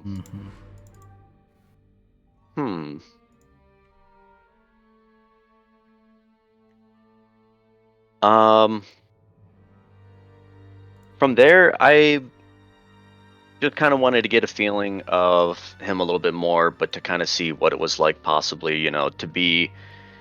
I didn't want to say directly to him, but like, what's it like to be a monster, and then have my own feelings with it. But after that, he doesn't seem to take offense to the word monster. He is fully aware of what he has become. Yeah. 300 years have yielded some acceptance. In short, he used to be a paladin of the light. He used to follow Argynvost, and he misses what he was before. Any hope of going back to that has been long extinguished. Now he simply wants to bring rest upon to his order and to himself. This state he is currently in, the sooner it ends, the more glad he will be. All that remains now is to bring the order back to light and free Strahd from his prison. He feels that once that's accomplished, he will not strive to keep being this. He will let go, and he will let whatever forces take him to the plains beyond. He has no drive to keep living like this. It is not in existence for him. Before I would step back out into the other side of the curtain to see where everyone's at. Sure. I would just want to ask him too, if you had the chance to, change anything in time, what do you think that would be? If you had a chance to change your fate, would ya? Yeah. Of course. He very briefly entertains the idea. This is a thought he had time and again, and over time he's just lost all hope toward changes. But yeah, he lets you know that if he had a chance, he would have not. If he would have known, he would have not betrayed Strahd. He would have taken his daughters and would have fled as far away from the war. He would have tried to plead with Vladimir in life, and that led to nowhere. So in melancholic desperation, he realizes that there was really no hope for him. What he should have done is deserted, fled. But it makes no difference now. Such thoughts only serve to despair him further, so he quickly begins to dismiss them.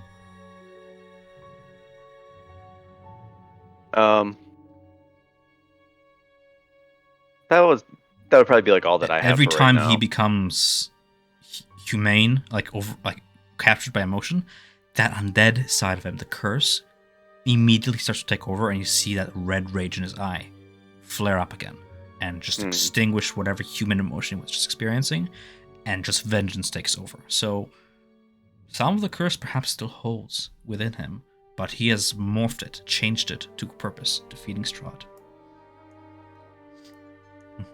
Seeing as though he could like kind of trace where the Dark Lord would be, if I would want to ask him, can he tell where his presence is, or can he actually scry? He cannot scry. Scrying will imply that you can put yourself there and listen in and stuff. He is incapable of scrying. He's capable of many spells, but scrying is not in his reservoir. But he is capable of tracking the distance and location of Strahd.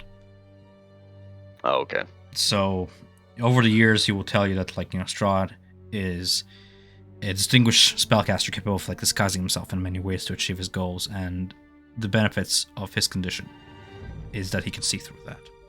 Okay. Or at least he thinks he does. Yeah. Well, after he talks about, what he would do different and everything, I would have just being a little bit awkward about it, just not really having much social interaction for a while, just to kind of let him stew and kind of let him be, and then just kind of shake my head and put it down and with my hunch, and just kind of go back to the other side of the curtain and just kind of see what people are doing. Sure. You see that Casimir approaches him and does the same thing you did, just kind of conversing with him for just a little bit longer, but he'll join you in time, you would imagine. You rejoin the group and you see them huddled around Aya, who was in the process of pulling up a creature unconscious onto her mount. Foaming at the mouth. Essentially. You pass... Yeah, go ahead. Yes, this one has... She's found another pet. Dragon. Might be beneficial if she's able to tame it. I'm sure if Brander knows of the language, we can get there. Oh, I can only try later. A bit more time. Well, whatever would help us, I guess. I think there's one more door further to the west, and then we can head upstairs.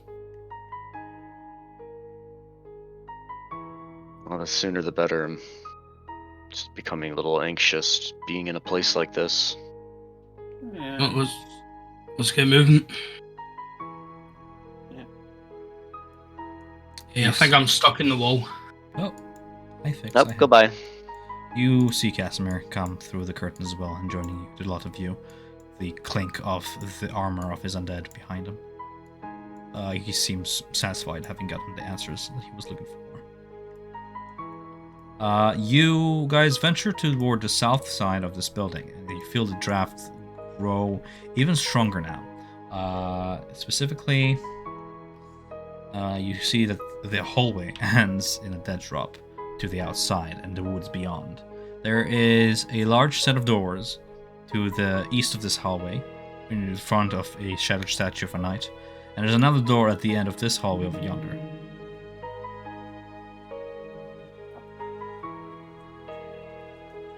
I'll advance with Ramirez, but trying to grab into the wall. Anything I can grab, just in case the floor collapses. Yeah, I will be one hand on wall as I walk forwards.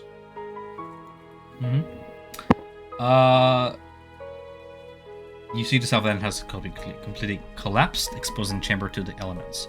A few furnishings lie against the door as you push it open and kind of make an arc into the debris.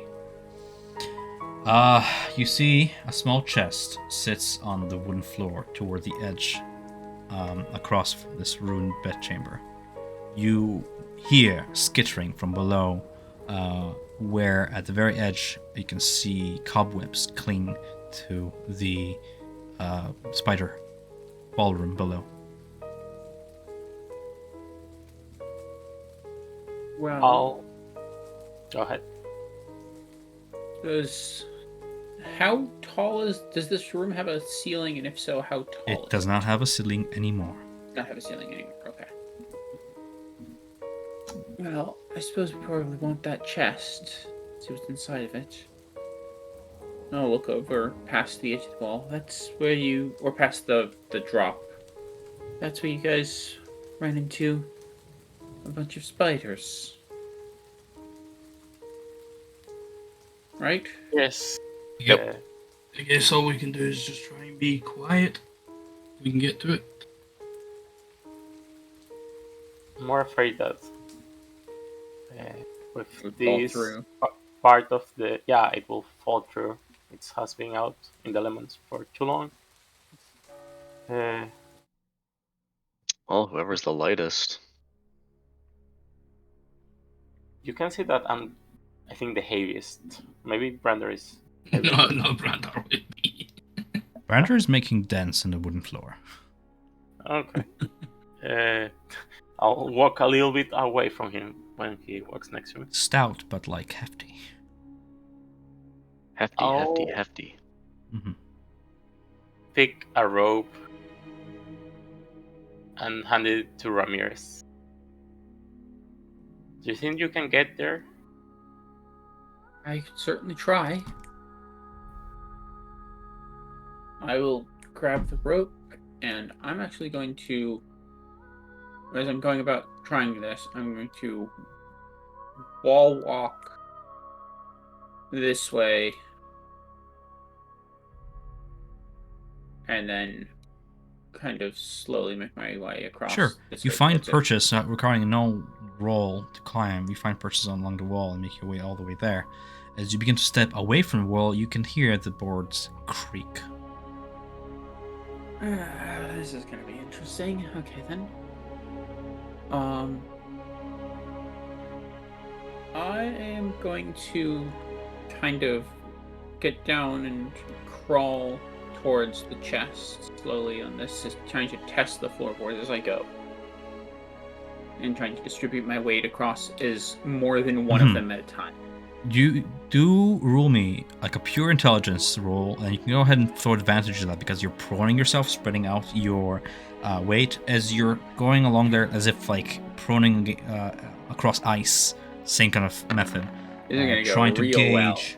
well. Oh, Yeah, 17. You managed to find your way, moving away stone and resting your hand there instead, kind of replacing one weight with the other, gauging that where stone has fell and has remained there, perhaps your weight will get supported, and you move toward the chest. You're now about 3 feet from it.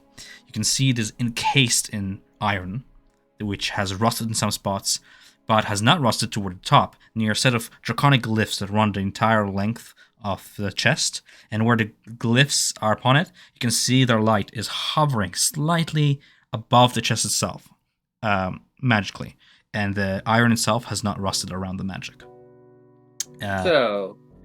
Question: does this chest have handles on the sides, as if to be carried?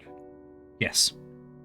Okay, I would like to tie the rope that I have on me to the chest on one of those handles. Sure. Easily done. Well then, I will kind of... Well, shall we kind of skid my way back, straight across the wall? And for the sake of expediency, if you were willing to just pull it by the rope, you do so. It drags through the debris, and you take your time to carefully maneuver it over, and thankfully the floorboards don't give. Drag it all the way to the lot of you. Yep. Yeah. The chest is big, hefty. It took like 2 or 3 of you to just drag it over, and hopefully the rope did not give away. But you have it before you. Yes.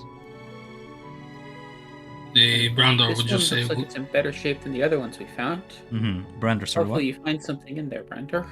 yeah, you just like look at the runes. Would they be able to make out what it says? You're not proficient with Draconic, but due to your background, I'll allow you to roll I want to say history for language. Let's do. Okay, 1 second. I'm getting like a third call in a row here. Sorry, 1 moment. Don't worry. You're good. Do you think it's a trap? Everything is a trap. If you give me 10 minutes, I can ritual cast it. Comprehend language. You're a paladin. Why Paladins get cannot? ritual casting? Because I'm a warlock too, and they have it. Oh. So that's why I'm. Have we found a solution while I was on the phone call? Yeah, but it caused us to wait 10 minutes. If you want to try and decipher this, you can take about just as much time to just pure intelligence roll and try and see if you can recall from memory some of the runes. But this is like advanced Draconic. It's full of character sentences, grammatical. They require you to be proficient in language to read fluently. History? Yes. Yeah. I'll start ritual casting. While that's going. Mhm. So that's going on. I'm trying to make my way over to this little outcropping again, putting the hand on it, so I'm kind of on that. Sure. With my spider climb, peer over the I'll edge, handle that in just see one if I see moment. anything. You read the Draconic runes upon the chest there, and by the prose of it, you realize it is a riddle to unlock an arcane lock spell upon it. It specifically, the riddle is instructions written along the edges of the box and upon its lid. You manage to understand the first 2 bits out of 4. The first one reads the following. I'm just going to copy and paste it into chat so you can read as well. Just giving me a little bit of trouble with the text for some reason. I open under those who come without being fetched, and by day they are lost without being stolen.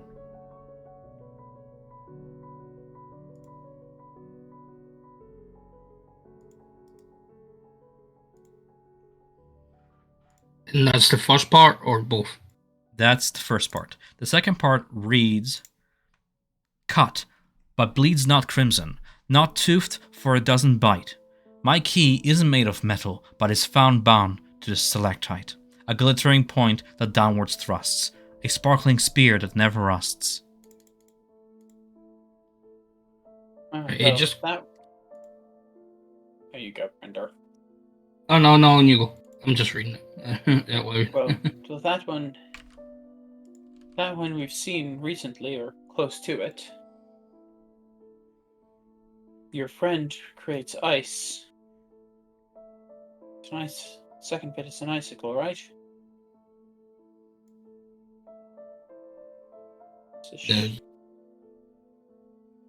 Oh, you mean the... spear, a point that thrusts, sparkling spear that never rusts. I would assume, right, but bleeds not crimson or tooth, for it does not. I would assume that that's ice in a or ice in an icicle, but I'm not particularly good with these.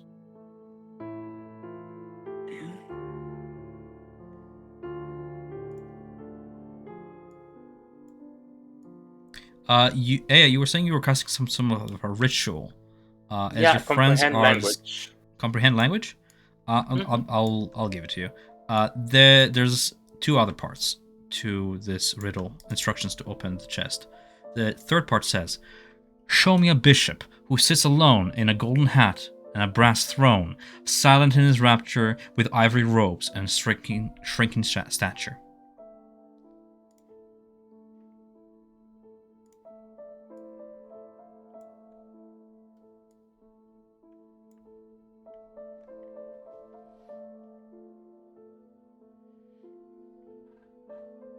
The last part is the most confusing, for it is written in Vansir Chronic that without a spell, you would imagine you would not be able to decipher this at all.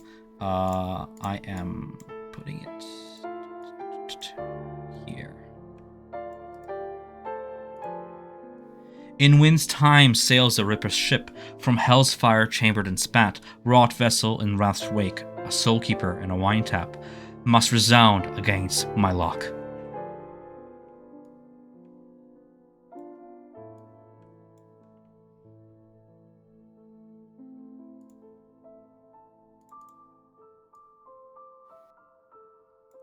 For the sake of this, you guys can either take your time now, or you can take your time during our P chat to take this chest with you and try to decipher it.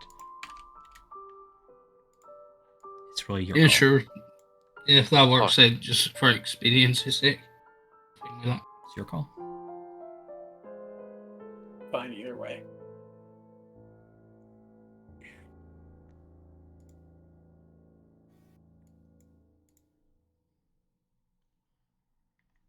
Damn it.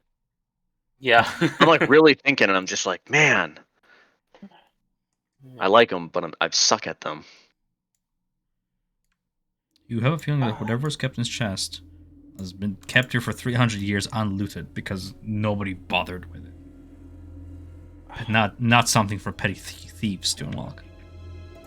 Only the most mighty of adventurers. So what? So it seems like the 4 parts. There's like 4 different things. It's one by one instructions to open the chest. Yes. Yes, it's likely that we need to provide 4 things.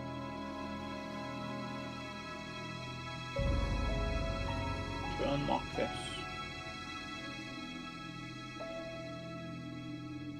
But As you're thinking, Ramirez, you kind of step toward the edge of the this floor.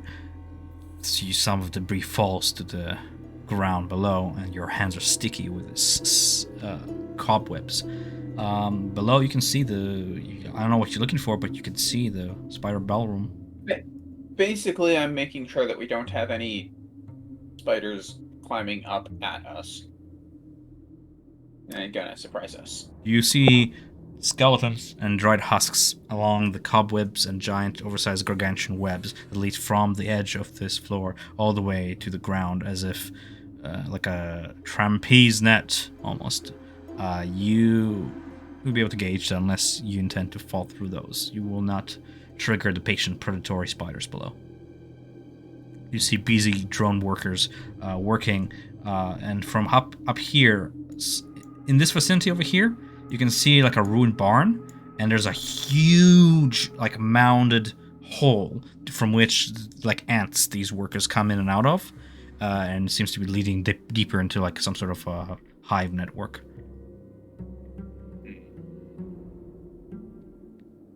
Beyond, you can see the mire and the swamp and the Svalish woods, but no, they do not stir.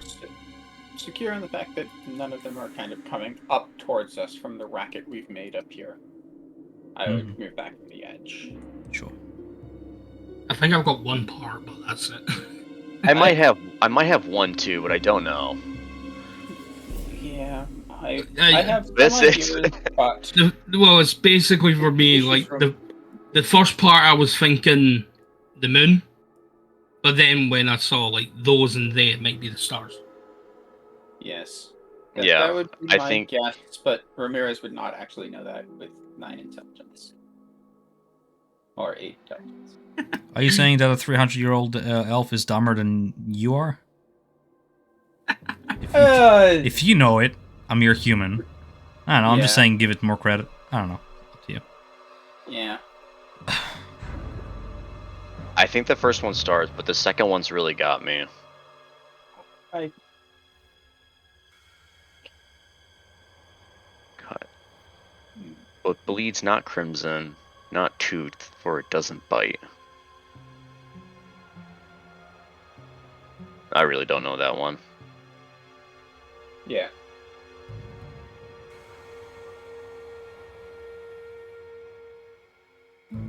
I would also like clarify that these are not just like, oh, say the Yeah. words out loud and then you hear like locks unlock. This is like instructions to physically do upon the chest. Yeah. Well, Mhm. suppose we should. Suppose let's make our way Alright. do this. We can do this over RP chat. Yeah. Sure. But I think on the second one, if you say that it's dark, it's light. Light cuts through darkness.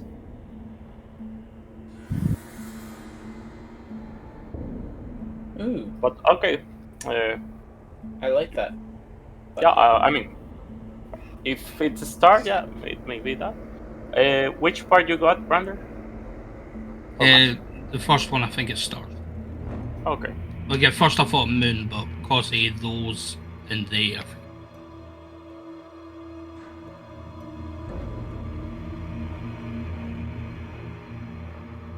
Is stalactite or stalagmite? I get those two confused. Stalactite is the ones from the ceiling. That's right. Mite is from the one from the ground. Okay. Okay, yeah, let's do it over RP then. Fair enough. But that's fun. Yeah, I'm giving guys a choice. It's just that previous groups, whenever I do riddles, they take like 2 hours to solve them. So Yeah. that's Yeah. fine. yeah. Yeah. What do you do with the chest? How heavy Uh, is it? I'll tell him to follow us. It is. Ba, ba, ba, ba, ba. The chest is huge. Yeah. Yeah, it is like a good 50 pounds in weight. I could carry it. Hmm. Like, It's what huge only because I want to be evident on the map. It's not as big as 2 people though. Uh, If you want Oh, like look realistic size, like there you go. Yeah. Wait, yeah, but, look at Brenter. is it Yeah, just a yes, bit that too goes big in your to bag. stuff into a bag of holding? It would fit in the bag folding. Alright, then yeah. Okay. Then the bag of holding.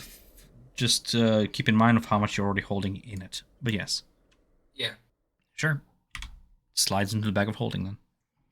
The 50 pounds now become weightless. Where do you go from here? Yeah, there's one more room left. Head up. Yes. What? Do you want me to try and take a peek around from this side, or do we have You want to risk being seen? good point. Probably not. And remember, I don't think there'll be windows over that side, because if it's anything like the other side, the windows are gone. Yes. Zavik or any of you pushed the door open? Yep. Yeah, I would push it. More ruin. I'll be on this More side. draft. And another chest. You see just past the door to your left is a drawer with like silver cutlery and such. This must have been like the if that there was the barracks, this is like the eatery, or used to be. There are ruined books, chairs, just like a ruined table yonder. Yes, there's another chest that was left behind by looters because they didn't bother risking getting it. If you wish to repeat what you did before, I'll allow it for experience's sake, because that seems to have worked before. Should I try again? Mm-hmm. Ramirez, as you're doing that this time, go ahead and roll me a stealth check. Because while you did not attempt to draw attention, you were within sight of the spiders below. Okay. So, if they were searching for you, they would have seen you up here. As you attempt that, let me just roll this real quick. We have... Question: Yeah. The rune doesn't give you advantage, Martin Ramirez. I don't believe I get advantage on stealth. I get advantage on Deception. sleight of hand and deception. Mm-hmm. Okay. So as you maneuver through the rubble, trying to carefully stay as quiet as possible, you don't seem to draw the attention of the spiders below as they continue to work. Meets beats. You retrieve the chest. It is much lighter. It is maybe 25 pounds, all in all. Made of wood, and there is a simple lock on it. It doesn't seem to be magically, arcanely locked in any sort of way. Yeah, so I would, after retrieving that, kind of make my way back. Quickly pause and look around to see if there were any like books or the likes. Some of these look like books, but Over the years, they're mostly ruined. yeah, well, suppose no gift of Casimir then. I would bring the chest all the way back and say, well, this one looks a lot easier. Yeah. Turn to Sevek. Do you want to do what you did last time? Only choice. I ain't got lockpicks. Yeah, that's what I'm I thinking. would. Try to think of a different way I could like open it. Although Brandar would close the door to just try and muffle some of the noise for him punching this thing. Yeah, we can bring it out in here. I don't know. Yeah, I'm just trying to think of an interesting way to break it. I would just take the heel of my foot and just put some power on it, and then just like give it a good stomp down, like a downward axe kick. Easily done. The lock smashes. I'm just reading. Roll.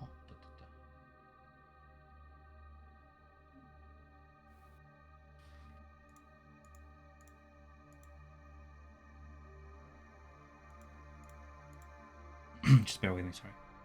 Yeah, you're good. Okay, so you open it and you hear a slight jingle from inside. You see it is a double divided chest. There's two compartments.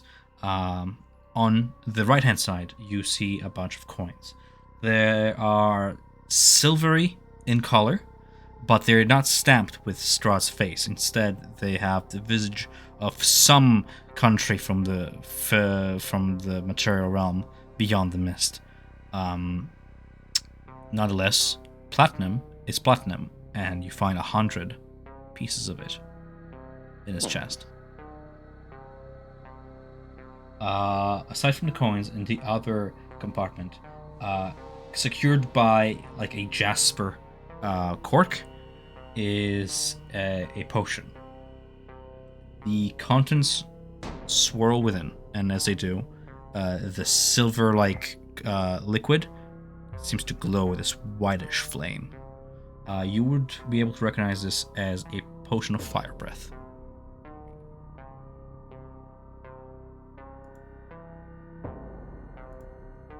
Potion of fire breath.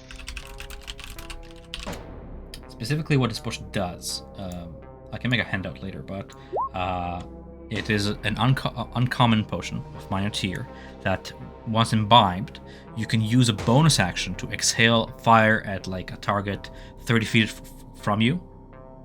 Dexterity saving throw on it, fire damage on a fail, or half as much on a success. Nice. The typical effect of this potion is that you keep coughing up flame for several rounds after you take the bonus action. This is like outside of the control of the imbiber.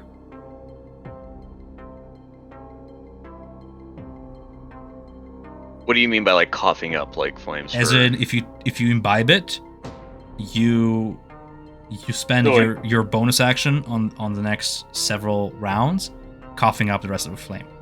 Yeah.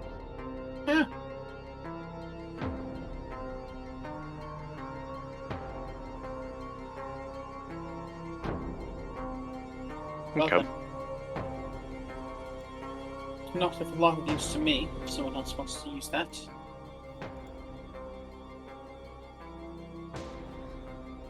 For the sake of expediency, taking a quick scan around the room, aside from remnants and debris, there's not much else. Unless you can find like creative use to like a ruined mattress or like a ruined bed or make steaks out of a table leg. Well then. Just put that in the bag. So, Brandar, which I suppose at this point we're probably going up. Yeah, but Anything we should a know or choice. do beforehand? Which place we want to go up in? yeah, that's Assuming what we want the back I door. was that's what I was about to say. This one seems more a direct route to him. The other side seems.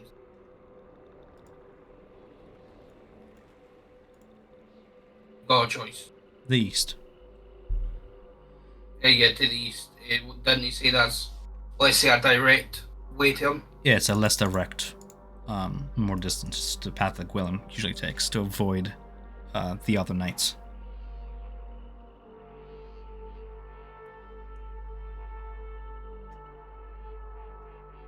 Yeah, let's go that way. Let's go up the stairs. Okay, Yeah. sure thing. You make your way up the spiral staircase. Just everybody bunch up onto each other. I'll spawn you from where you go. Do you wish to take the northeastern or the southeastern staircase? Just your Since choice. we're on this side, we'll take southeast. Southeast. Yeah. Sure thing. We have you, Aya, and we have you, Brandar, and we have you. Are you taking Aya? Are you taking your mount with you? Yes. Okay. In that case. And southeastern. I'm just making sure that I have the correct ones. Yes, I do. Because this map is huge. I don't want to get the wrong staircase. This is practice for Ravenloft. We are over yonder. Ooh. Oh! Okay. That's trippy. Roll. Okay. Guys. Okay. Huh. Okay. That's fine. We'll go with it. You ascend What are you scheming? up this spiral staircase. There are no windows on this section. And you see the spiral staircase keeps climbing up, skipping a floor. You can continue to ascend up if you wish.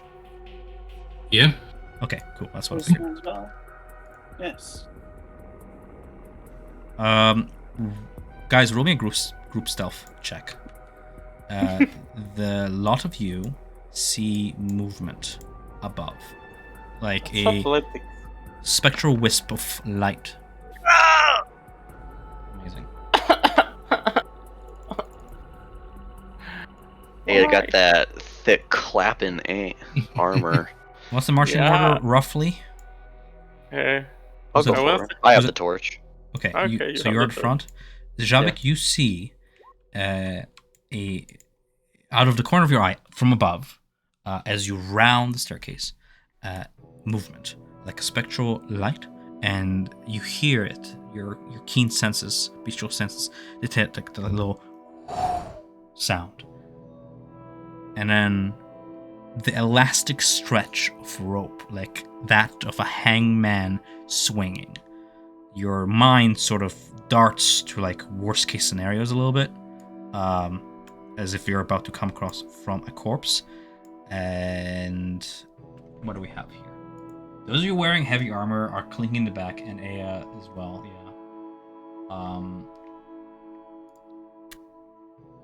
We are over yonder, and as you hear that stretch of rope sound, you see a humanoid figure, spectral, ghostly, pull on the string of a large bow, and it's aimed right at Aya.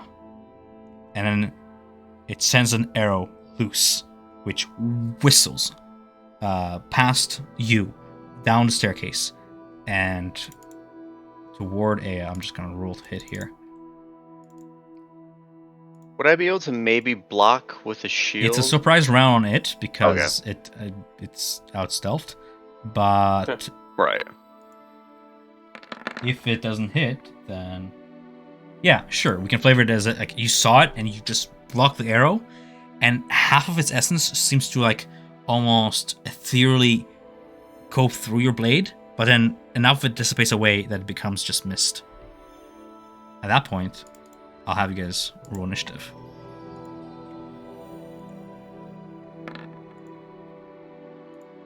We're doing it, guys. My token.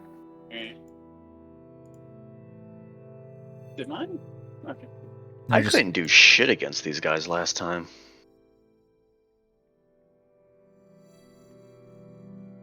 Claws are magical, right? Oh my! I didn't give my sword away.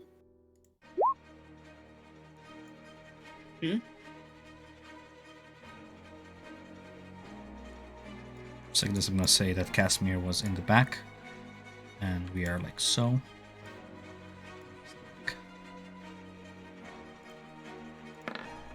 All right, we got everybody By in. the way, is anyone using the whip right now?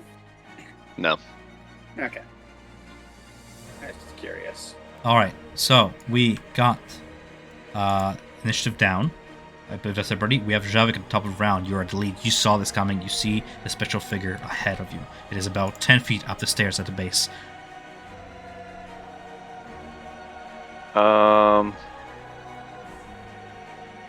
Yeah, remembering what... I couldn't really do shit.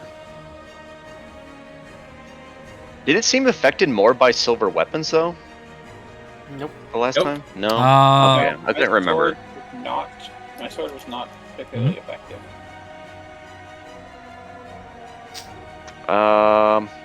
Okay, so I'm going to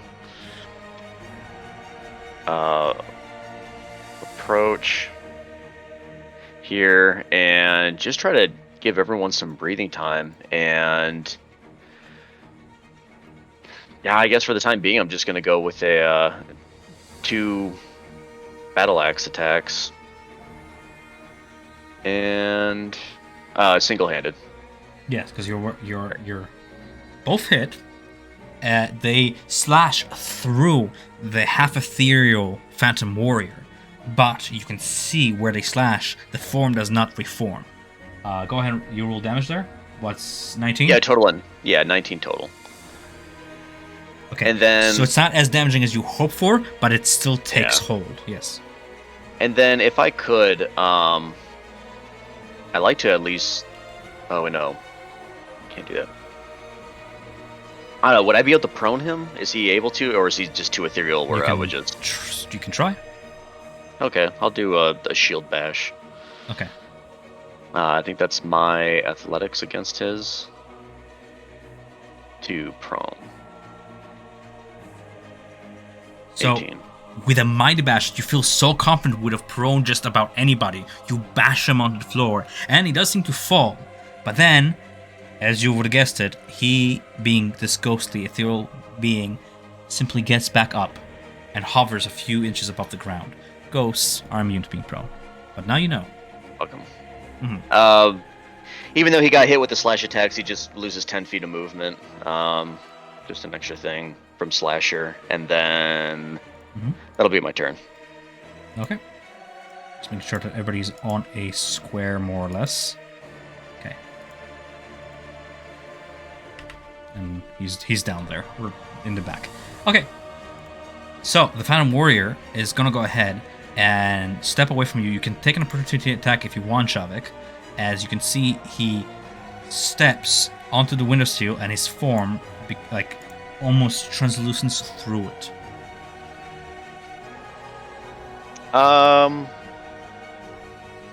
Yeah, I mean, I'll take it. Sure. Battle Axe 1. 25. For 5. Yep. So that hits, and with a ghostly, he draws another arrow and aims it at you, Javik, and loosens one bolt after the other. 20 and 12 to hit. I believe 20 hits. The 20 hits, yes. So 6 force damage. Okay. As you then see it kind of lean back and fall through the window onto the roof, just past the window, through the glass, through the iron bars reinforcing this slit. It moves up to its speed to over yonder, and then draws another arrow and prepares to fire through the slit. Aya. Can I see him from here? The one that was shooting us? Or fighting Savik? You can barely see him. He has a lot of cover, but you can see him like over yonder. Yes. I'll point my fingers to him and I'll crack Eldritch Blast.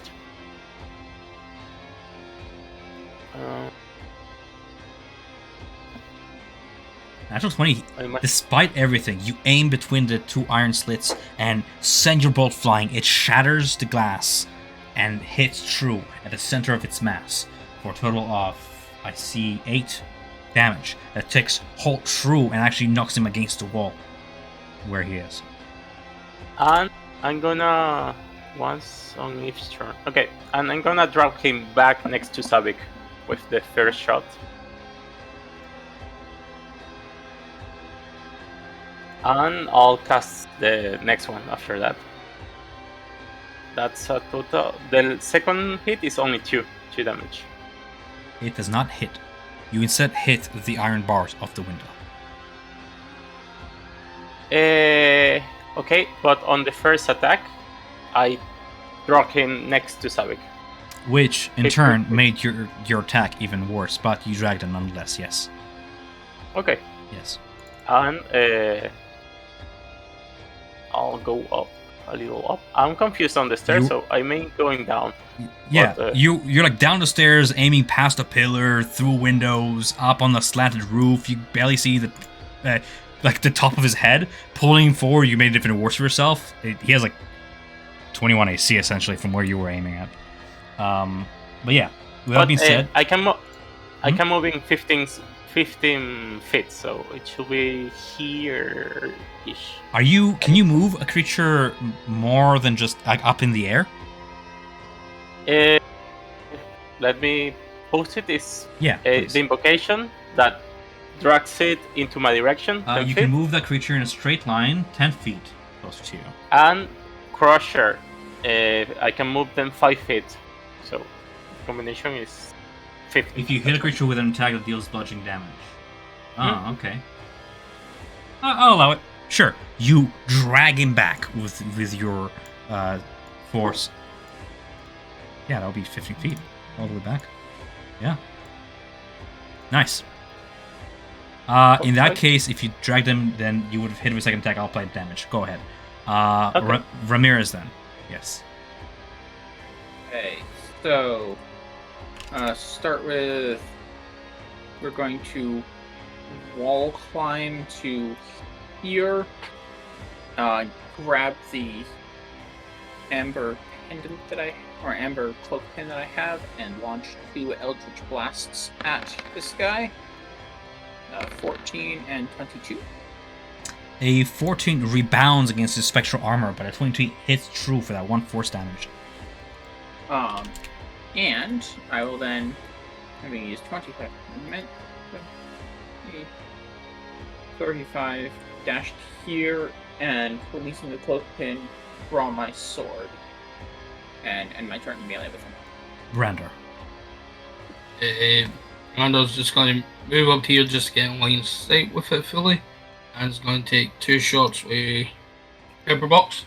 Sure thing. 2 arcane bullets load into your gun.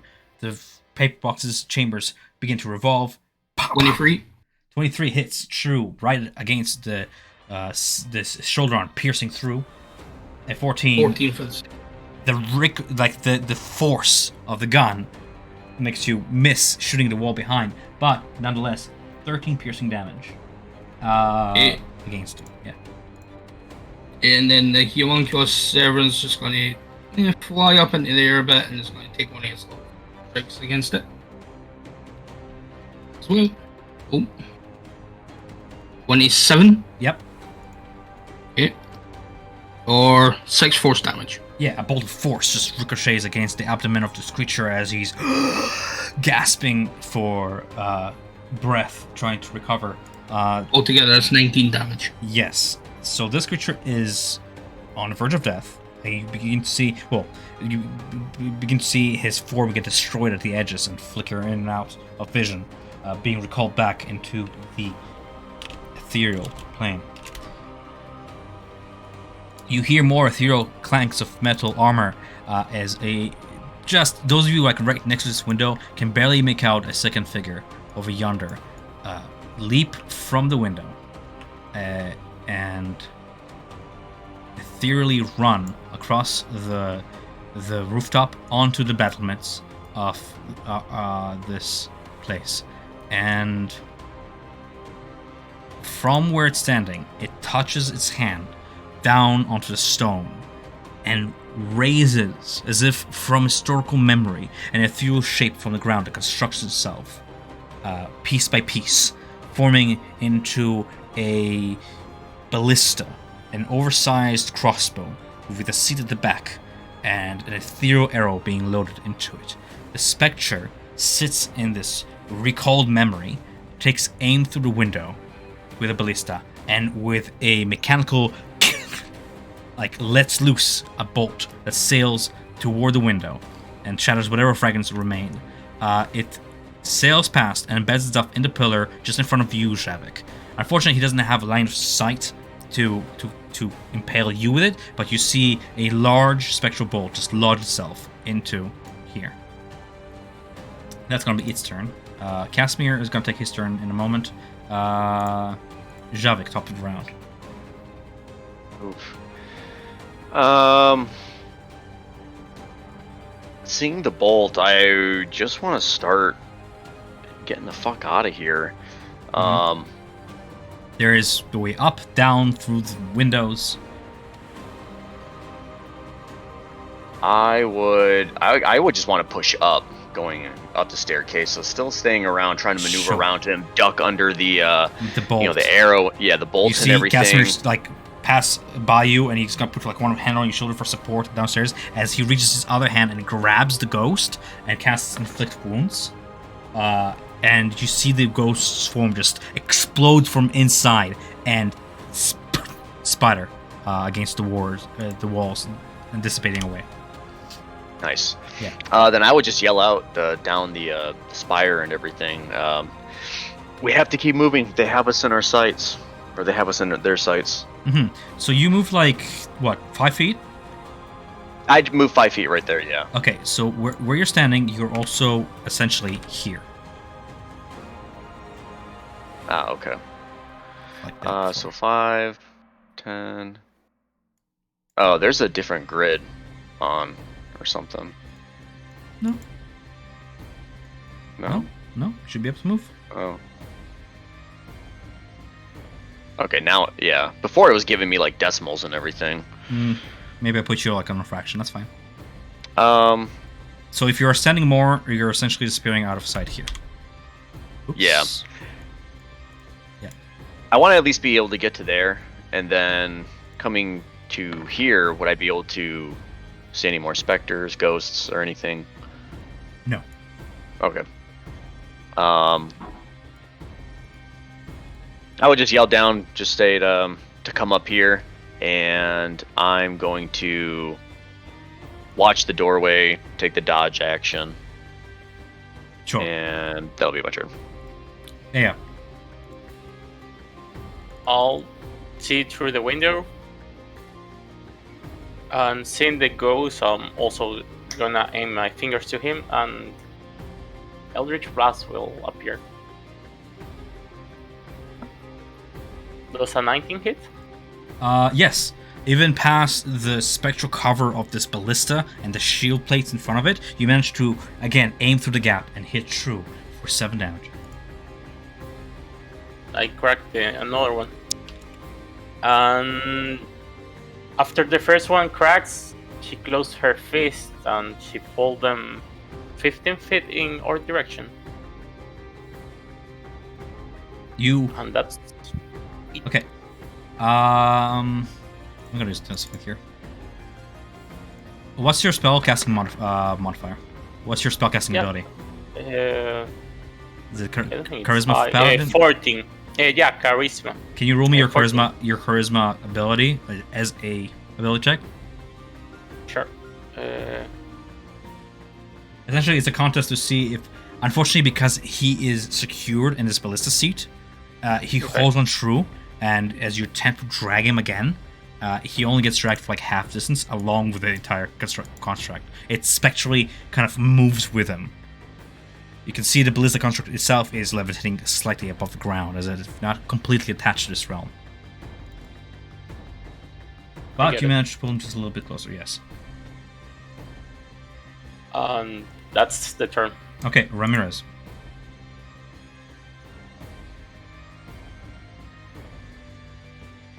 Martin? He is muted for some reason. Yeah, Sorry maybe about he's that. muted. I had background noise. So I will move my way over, picking up kind of the same spot as A for a moment. And I will use an interaction to sheath the long sword and launch 2 Eldritch Blasts at the guy in the ballista. An 8 will miss. It just ricochets against the frontal plates of the ballista. 19 actually managed to go through the plate, and it spins in the air as you put it out of place, and a bolt penetrates through, hitting true for 5 force damage. Yeah. And then I will continue my way up towards where Zabek went. From you... Saying... Mm-hmm. How far do you move? I'm moving up basically all the way Distance. until Zabek. I have 20 more feet of movement left, so... You make your way all the way to Zavik. Up the stairs. Brander. Yeah, Rando's just basically going to move up towards there and just occasionally just take 2 pop shots out the window. Back up. Front. So 11 and a 25. 25 hits. For total... That'll be 13. You see the bullets do a fair bit of damage as it passes through form, but then you see the bullet itself lodges up to the floor, to the stone cobblestone behind the figure, not doing as much damage as you would have wished for. The bullets themselves not being a magical weapon. And then I'll move my last 10 feet here, I guess. Okay. Yeah. You move your way up the stairs, and you end up about here, Vlad.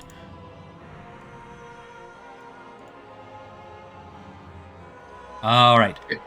Yeah, you see the ballista with a ethereal echoing creak turn towards you, and an ethereal arrow manifests itself along its railing. And essentially, it is an oversized weapon, okay?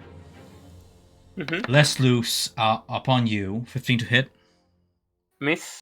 You dodge out of the way as a second arrow embeds itself on the pillar.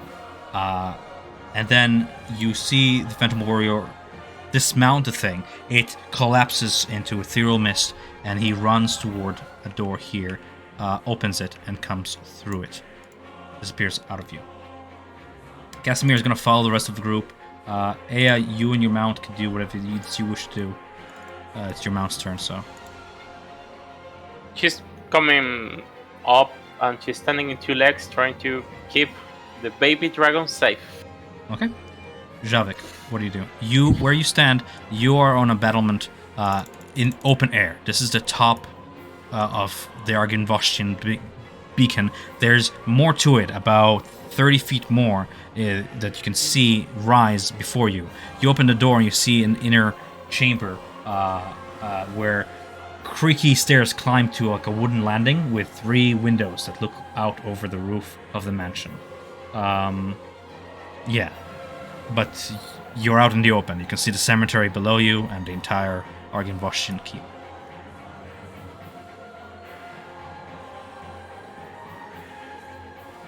Mic travel? Nick. I think he's having mic trouble. We cannot hear you. Yeah.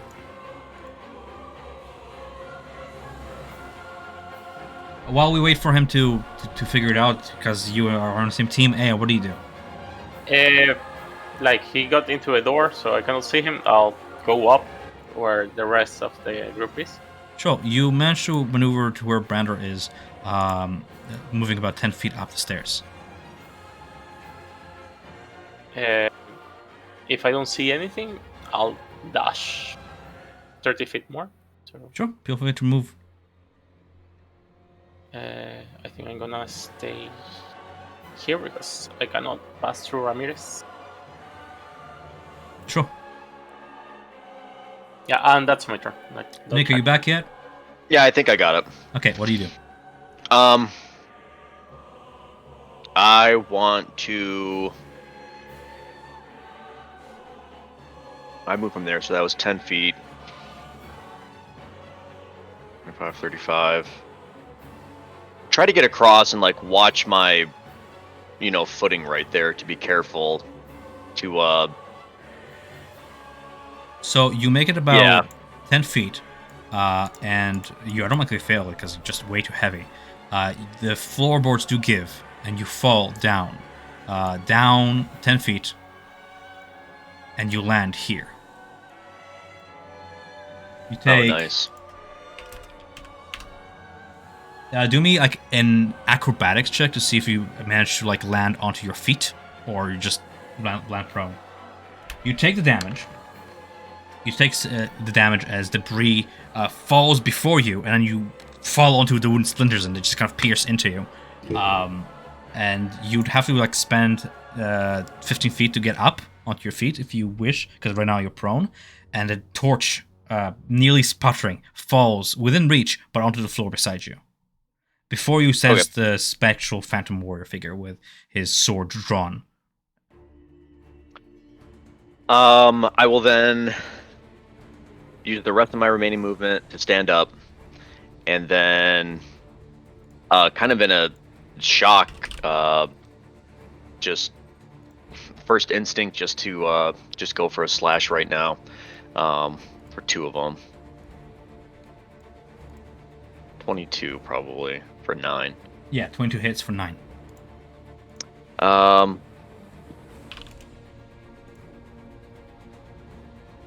And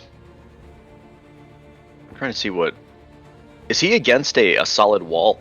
Or No, is that like a window? he just came through a door behind him. Oh, because Yeah. I can't see it for some reason. I'll Okay. there you go. Oh, perfect. Okay. Then I'll just do that then. And bonus action, nothing. Yeah, Ramirez. that should be it.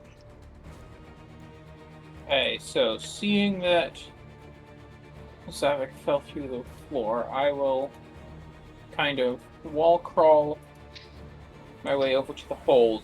And if I look down, You can see Zavik standing 5 feet away from the spectral warrior, about 10 feet below. 15 feet. okay, Spectral Warrior is getting 2 Eldritch Blasts sent his. You do not What? see much of spectral warrior. He has a little bit of AC on top of it, but you can go ahead and try. From where you are. If I move further along, can I? If I move to like here, do I get better view, or does that No. not help? He is like right below you, essentially. He's below me. Okay. Yeah. So you're just looking at him through the beams. Yeah. Okay. Yeah, I will send 2 Eldritch Blasts his Mhm. way. A 13. which is gonna miss, and a 12. No, he steps to the side, seeing the assault come while staying within range of Shavik. Unfortunately, he blocks the second one with his raised shield that he now drew. Yeah, so that's. Mhm.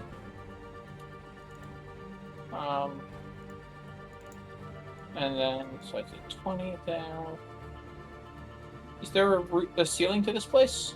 There is there's a ceiling right above you, but where the landing is, it gives away to another floor above.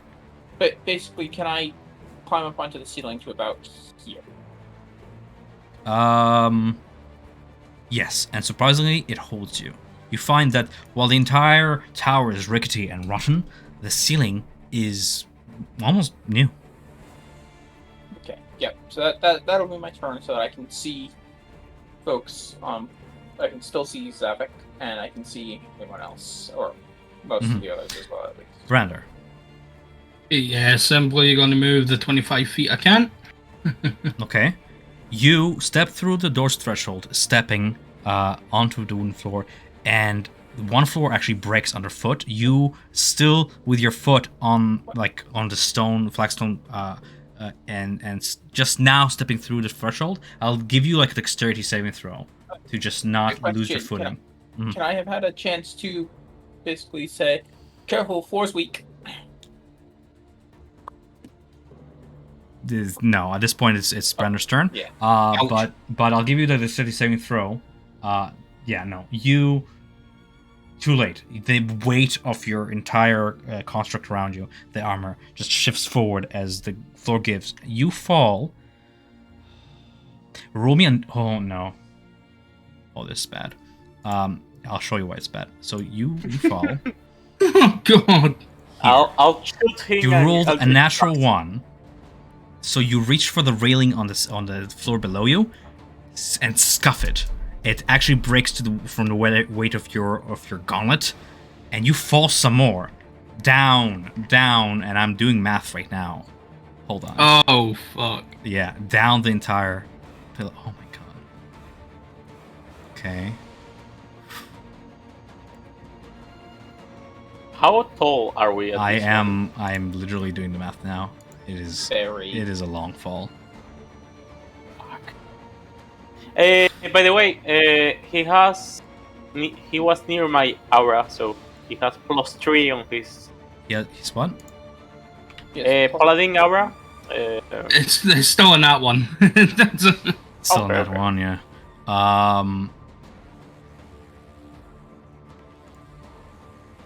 okay. Can you show me where? Oh, there. I am working on it.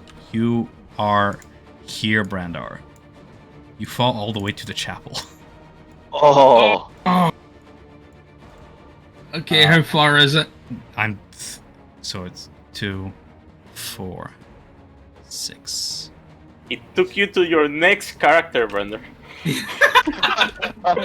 Brandar, you take a total of 32 bludgeoning damage. As with a resounding clank, you just drop prone onto the chapel. that could actually be a lot worse. Yeah, it could have been. If it wasn't for you like trying to break your fall between floors, grabbing railing after railing after railing, it would have been a lot worse. But thankfully, feels like you've dislocated something or punched something or another. But yeah, you're bloody. I just pretty much dropped 100 feet. Yeah. It's the power armor. After this, yeah, 100 fits. So on this floor, what do you do? Like, it's gonna be the rest of your movement to get up. So I don't know if you want to do anything. No, the thing is, that was all my movement just to get there, so I've no movement. He's just lying sprawled out right now. Oh, That's the end of my. You got free movement out of it. That's nice. All right. Anyway, back on the rest of the map. I think that's the furthest Brandar will ever move in one turn. Uh huh. Right. So. Actually, just say quickly. Mhm. I guess he's low humongous servant. Oh yeah. Can you see through him on his floor? Yeah, I can. Okay. He's got 60 feet movement. Let me just check quickly. Mhm. Meanwhile, I rolled natural 20s against traffic over here. Would I be able to get Nice. down there and then No, down you below? didn't. Rune Carver rerolling. Okay, we'll get there. We'll get there. So, Phantom, your homunculus first. Yeah, you can get over there. And he flies down. Would they be able to see the Spectral Warrior? Yes, you'll be able to fly down, and you'll be about here. Okay. You'll just take a little shot at it. Okay. Since it's going to take Brandar ages to get all the way back up. Uh huh. It's a 26 That hits. for 8 force damage. And hits true. As he recovers from the bolt, he swings around and swings at you, Javik, for like what looks to be like a lethal, decapitating swing, and then the sword becomes mist and dematerializes. The thing is, Runic Shield, you have to invoke it to hit another target altogether. So who are you hitting? No, that is Cloud Rune. What are you Cloud doing? Rune lets me retarget it. Runic Shield says I can Roll. call upon it to cause him to re-roll an attack roll effectively. I'll reroll Last first. time I did this, I caused a crit.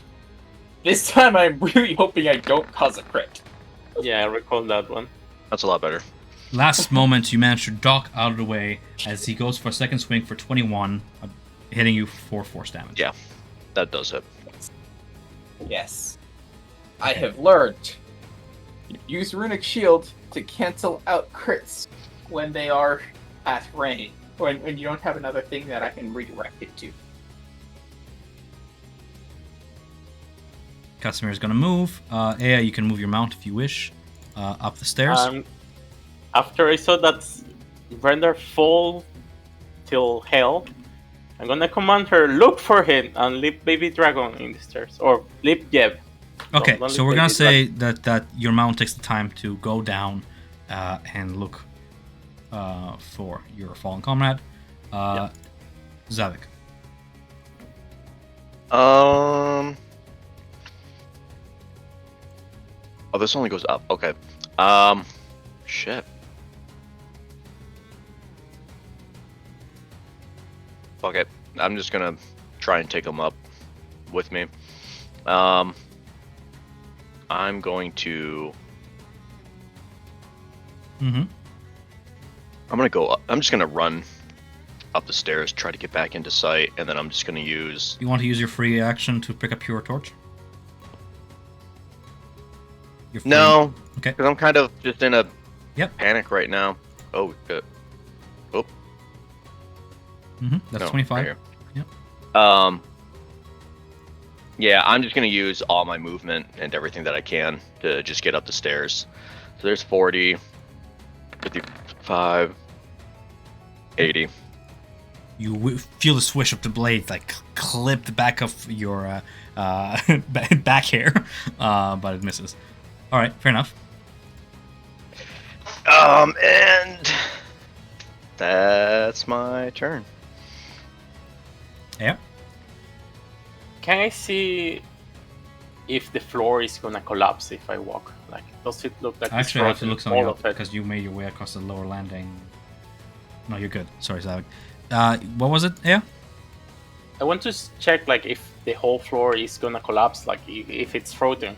It seems rickety and unstable, and you're not sure if it's safe from where you're standing. Okay, in that case, I'm gonna drop my backpack with everything inside, and I'll take a python, and I'm gonna try to smash it against one rock. And with the rope, I'm gonna try to secure myself. Okay. And That's gonna be like a full action though. yeah, full action. Okay. It's all right. And as a movement, I'll try to walk really near the wall, like grab Sure. into a window if I can. Go ahead and roll me like the acrobatics for that, as you're trying to like leap around the corner onto the windowsill and stick to the stone. You sure it's not a dex save? It is a dex save now. You leap to the windowsill, but you just don't have enough reach, and you slip, and one foot steps onto the wood and collapses beneath you. Now you roll a dex save as you're trying to cling to the. I got a 5. You. Yeah, but is Mhm. that already including your paladin aura? Yes, it already included. But I'm hooked to the wall, hopefully. So Okay, I'll allow you some foresight, if you may. You have 50 feet of rope. Did you like in any way shorten it? to try to circle it around my hip. Okay. So how much length of rope do you actually have right now? It should be Mm-hmm. I'll allow you that kind in of the foresight. wall. 15, 15. I should drop 20 feet. I mean, I'm using 30 feet of rope at the moment. I guess. You take 5 bludgeoning damage as you drop Okay. down over here. The length of the rope is just too slack to have stopped your full fall, but you still have a way back up through the hole as the rope dangles. But you hit hard floor and you're prone. You drop inside what looks to be a torch scorching the wooden floor here and the silhouette of the Phantom Warrior now turning towards you. I'll use the rest of my movement to stand up. That's it. You have 15 feet left? Yes. Yes. Okay. Yeah. Ramirez. I want to see. Well, This is fucking chaos. Yes. apparently we're going I love down. this battle. I was apparently we're going down. And I will do 10 feet across the ceiling that way, and I will walk down the wall Okay. where the hole is. So that's going to be 20 feet and then 20 feet all the way down. So that's 30 feet to go all the way down to the floor below. Yeah? I'm not going all the way down to the floor below. I want to Okay. go down to. Can I go down? Wait, what is it? 10 feet down to the. Down to be just under, just effectively at the ceiling of the floor below. I'll be like 25 feet then. Yeah, cool. So you're Yeah. like over yonder, and you're like 5 feet off the ground, just above the Phantom Warrior, the torch, and Aya who's standing there. So I'm within 5 feet of the Phantom Warrior. Sure. Sorry, I'm just trying to get. You're like on an angle. Yeah. Okay. Mhm. Is there a way I could have stopped so I'm not directly in melee with the warrior? Sure, you can Sure. be like on the rim, 10 feet above the floor of this. Yeah, but that's kind of where I have wanted. perfect view of the room. But yeah, exactly. Sure. Yeah, that's what I was looking at. You can Hi there. smell the fumes coming from the torches. It continues to scorch the ground. And I will launch 2 more Eldritch Blasts at this guy. 21 hits. And natural 20. So total of 21 damage, force damage to him. How do you want to do this? I'm just gonna blast him with them, and technically I don't move him, but I knock him over the edge of I'm blasting him at an angle so he ends up tumbling over the edge of the railing there. Finally, he tumbles over the railing with the final concussive force of the bolt, and you see him tumble down, down, down. Way below, Brandar, you see you're still like shaking off the concussive force of the fall. Everything is double, and you hear it from above. And you feel a hefty weight drop on you again as the spectral warrior just drops upon you. And just dissipates. Thankfully, I'm not gonna roll damage because he's effectively dead, but and he's spectral, whatever. But like you get proned again. As he Another dissipates. 32. Yeah, but and then Brandon's just really. Yeah. And with that, I'll turn to Zavik and Aya. Go. Are we going back down? I would just yell, "Where's the small one?" Just not even Oh. realizing that crash. I think you would have saw me. Yeah, well, I have my back to you, but I mean, yeah, that's Oh, true. really? There's a giant hole. Brander went further. Brander came down as well. I'm assuming he's further down. right. So we're effectively out of combat at this point. Because I'm getting another call. Just bear with me. Sorry, a moment. Yep.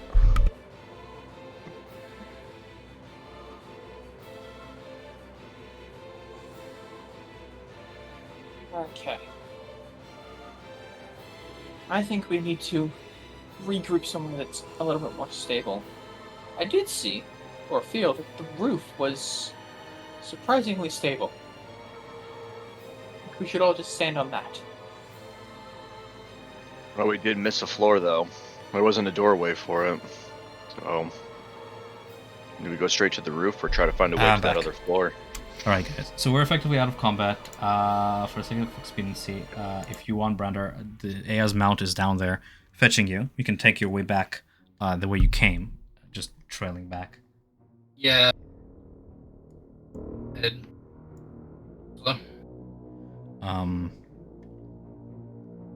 Right. So if you were to take them out and rejoin Casimir where he is at, you'd be over here, over yonder. Okay. Yeah. He just kind of like looks down through the hole. He's just like he's down there. They didn't come back up already. You can hear the voices of your companions through this hole here, and from below you can see them. They are floor below you. Javik is currently making his way up the stairs, and he is effectively here. So if you can see him, you can see him. Three fucking holes. And I would turn to A and say, "You able to get up on that rope? Or do you need assistance?"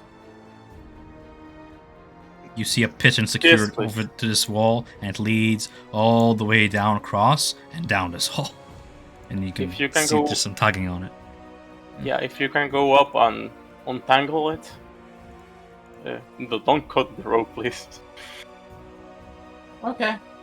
I will kind of just turn on the wall and walk my way back up. And I will try and straighten out the rope and clean up anything there to go ahead and help Aya to climb up the rope back up to this area. Thank you. Takes you a couple minutes, but you finally manage to make your way back up, Yeah. yes. Well, You leave the rope there as you kind of rest against the window ceiling to find stable ground. I would have pulled the rope up to this level.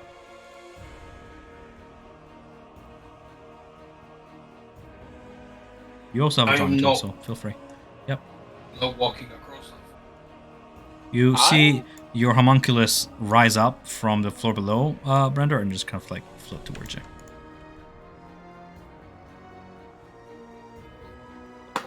Actually, I'm going to undo that. Ignore this for a second. I need to do it. I'm gonna. So, now that I've climbed up, I will walk along the wall this way to kind of see what's going on this side. Is there a similar door to our side, to the other side over here? I just fucked up. Those are the stairs you were supposed to be coming from, but you know, whatever. Well, it's late. The whole construct of the beacon is so confusing that everything gets flipped around and around. Yeah. Would have just well, hit 4 then. I'm joking. It was Yeah, funny. technically, if you're taking this tower, you end up here. So, like, does that make sense? I'll just put you guys there. Yeah. And I'll just flip the Yeah. holes around like you have like one hole here. It would have not changed much. yeah. I will kind of take the rope and I will kind of try and draw it across here, having wall walked, and I will. I think, do we have enough rope? We have 50. It's 50 feet. I will take my rope and tie it to. Do I have a rope? I do have a rope. Okay, I didn't. So I'll If take we my go rope, that tie it side, to aren't that. we just going all the way back down towards where we came from? Yeah, we Ah. would just be going to the other pillar. Yeah, so right now we have to get to stairs. Okay, well, if you want, I'll start kind of going up this way and trying to see if there's somewhere with the one end of the rope in my hands, effectively bringing it up, trying wall walking to try and find somewhere to mount it up here. And actually, I have 5 tons, so I'm gonna kind of mount it into the wall at a couple points along the way. Do you have pitons? I have a couple of them. Sure, that works. So effectively, like a little rope that goes, say, piton So- along the walls like this, like that. Kind of going like this. Sure. I'm gonna give advantage to dexterity saving throws. If you fall through, since you're secured. That works. Yeah, I'm wall walking, but Yeah, I understand. I'm For- talking for about first everyone party. else. Yep. yes, for everyone else, Javik, well, what do you do? You're all the way across here. You're climbing from downstairs up the stairs. Yeah, that's what I was about to say. I was going to say there's another. Well, I was going to say everyone else, there is a doorway down from what I fell through. If we want to go that way, or if we want to make our way to the top, I but also I'll want to have mention, trouble. because you would see it from where you're standing. So essentially, in this gaping hole, hanging from a long chain, Yes. is a bell.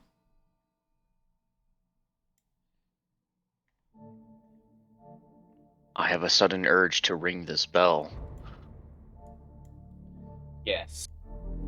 but technically there would be no reason for me to, because It's hanging from a I don't chain, know. and it's secured to the ceiling above, and you can tell the ceiling is absolutely not as rotten as the creaky, ruined floor here. Mm-hmm.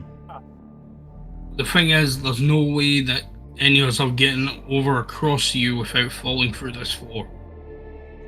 Below, it's about 100 feet to the chapel.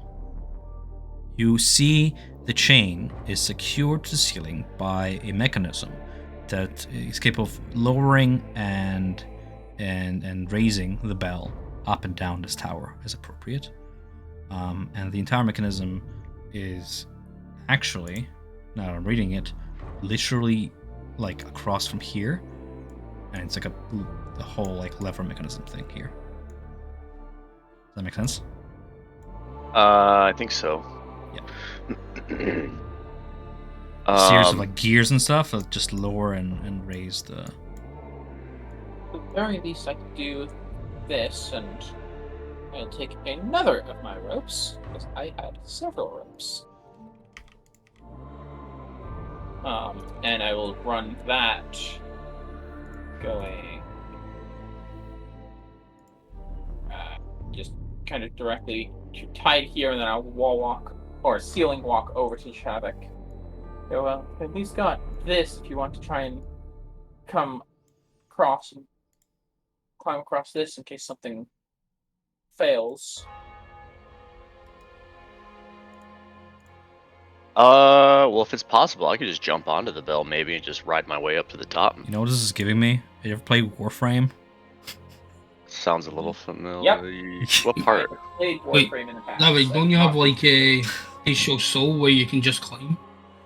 I have to be in rage. Alright. Yep. No, So, get angry. Get fucking pissed, dude. Yeah. Well, what do you do? Come on. I want to see if I can take the bell up. Well. And I have a secure rope to me. Like across or?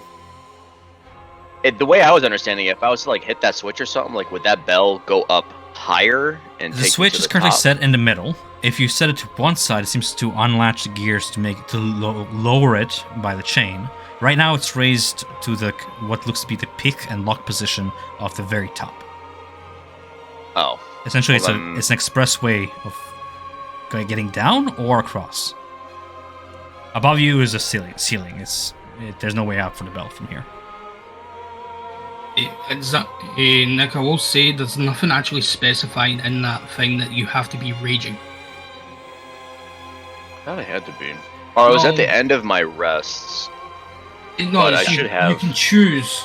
You can use it as much as you want, but you can choose one you want after short and long rests. Mm-hmm. Yeah, so I thought so, because I play down. a Path of the Beast Barbarian. Can you post it and play? I think I have it. No. But you don't need to be raging.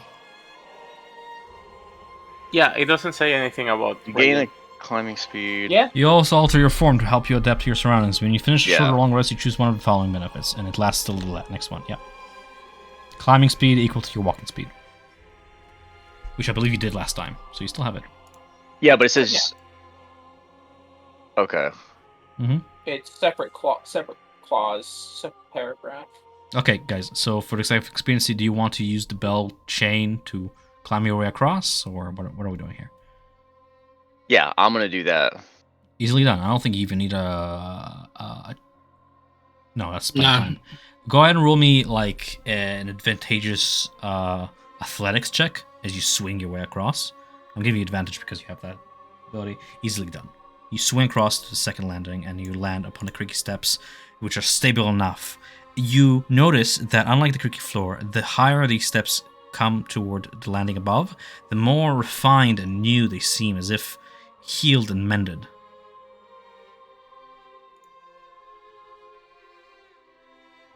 And we start hearing bong, bong. Yeah, exactly. There's a loud bong, deafening bong, as the bell clasp swings. Yes. Well, those going up seems to keep making the structure safer. Yeah, Brandon would walk to grab the rope and try and just make his way around. Here we go again.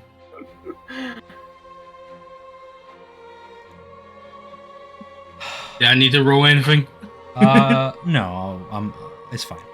We'll Alright. So, as you guys make your way across, I'm just trying to bunch you guys all up here. Let's bunch you up, I'll bunch you up. You guys are bunched up here.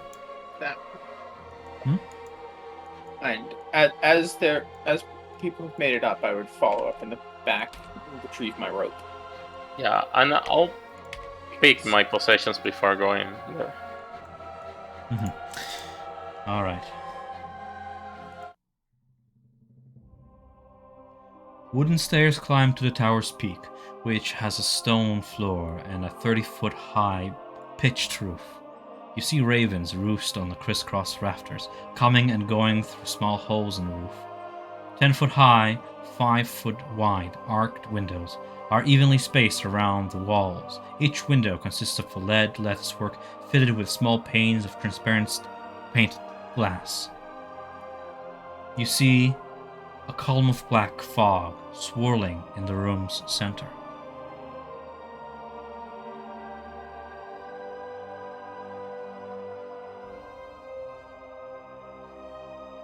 Do you see anything within the fog, or is it... Try and roll me a perception check as you kind of squint into it. There's a distant rumble, like that of thunder, and streaks of lightning within the fog. You, for the briefest moments, see a silhouette, a shape, as rain begins to fall upon the roof.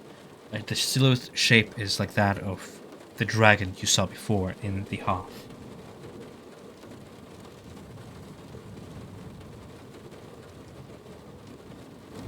As you approach it, it seems to stir, aware of your presence within this tower peak. And Are these like gaps in the floor, or... no, it's like the roost above. Alright. You're like right below it.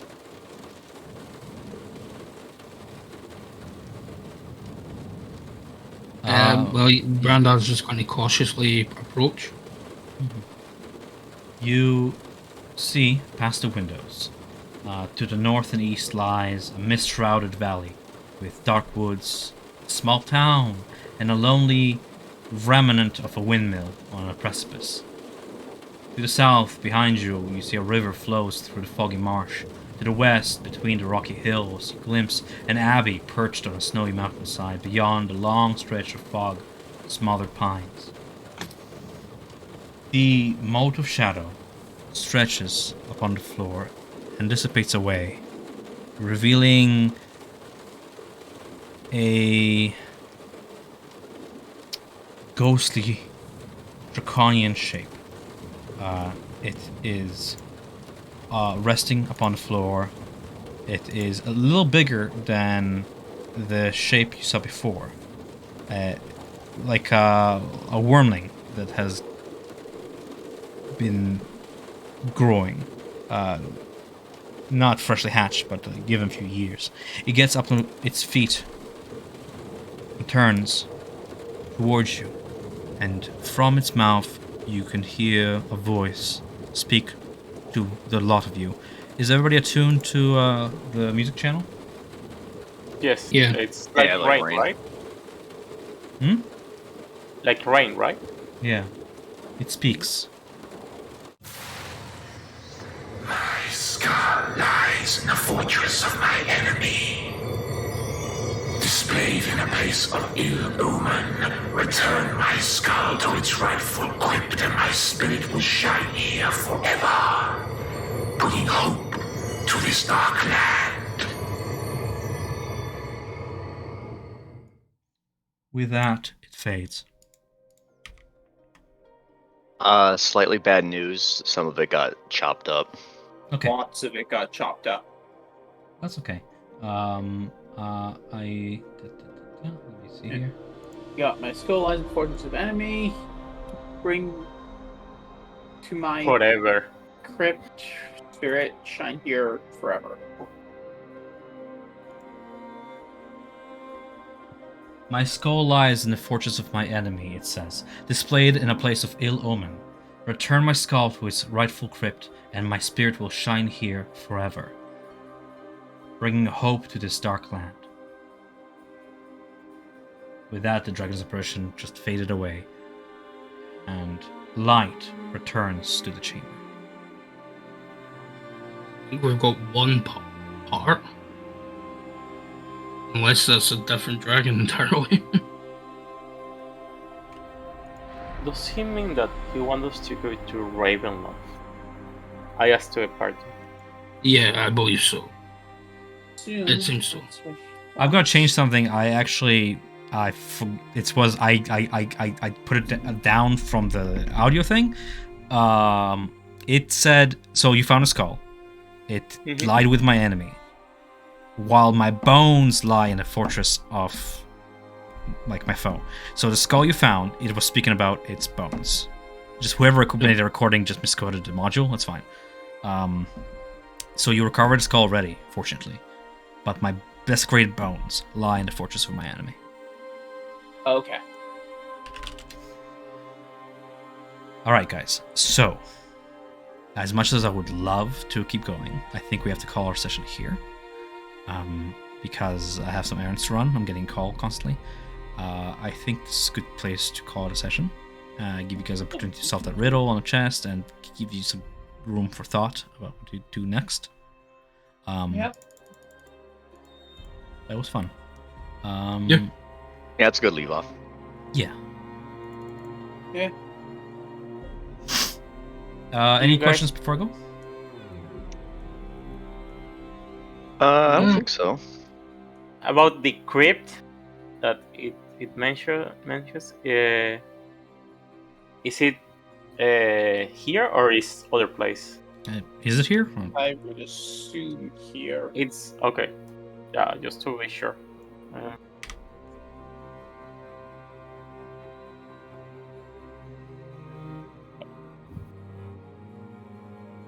You guys pull a little bit of a House of Lament on me. Skipping floors. Oh yeah, That's fine. I didn't even run outside on the walls to get higher. but Brander was like, I have to do it the proper way. I'll go back to the bottom. It's fine. I mean, Willem didn't lie. It is the way to circumvent the knights. I just thought that, like, there's doors between the floors, but no, it literally just skips a floor and you have to go down to a... Well, yeah, as well as... That's fine. You guys learn about the keep without getting interrupted by the Knight Order. That's fine. This is... I mean, Brander would know about this fabled place. You are standing on essentially holy ground. This is the Beacon of Argynvost that the Revenants keep mentioning. Okay. Yes. But we'll get more to that next session. I just gotta run now. Okay. Does the rest wanna stay 5 minutes to see if we can figure it out? The chest riddle? I'm just gonna mute myself for a second. I need to make a phone call. But feel free You're to. good. Yeah. If not, by chat. It's just like. Yeah. So I agree. I like the first one being star or starlight. I gotta go back and get the riddle here. Idea. On the second one,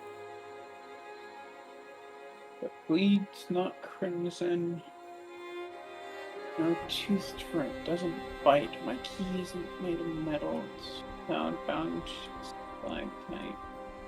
A glistening spear that downward thrusts. Sparkling spear that never rusts. So I don't fully understand. It doesn't fit for the cut, not tooth, for it doesn't bite. But if bleeds not crimson, you can technically say an icicle bleeds, it melts. It is not metal. It's effectively a stalactite because it's hanging from a thing. Glistening point. They definitely have points. And it's a spear that never rusts because it's not going to. So potentially icicle for the second one. The It also second one, kind of fits when you're talking about a silver dragon that breathes cold stuff. oh, that's a good one. Okay, I agree with ice one. I got it wrongly. Like I thought it ended in the spirit that doesn't rust. Okay. The bishop one's got me. Bishop one I don't have a clue on.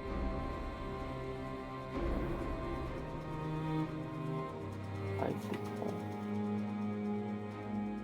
Okay, so stars, icicle, so at night? Yeah, at night, hit with an icicle Sure. by someone,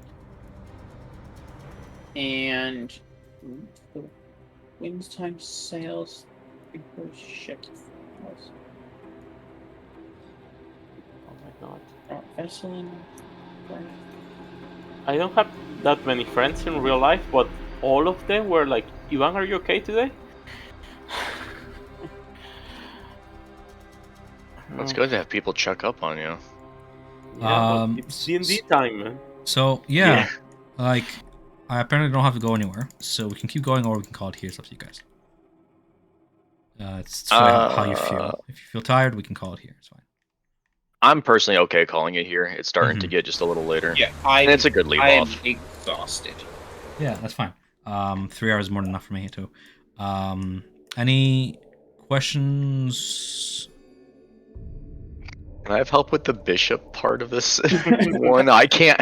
I'm so stumped on that one. Nope. Golden hat and brass throne.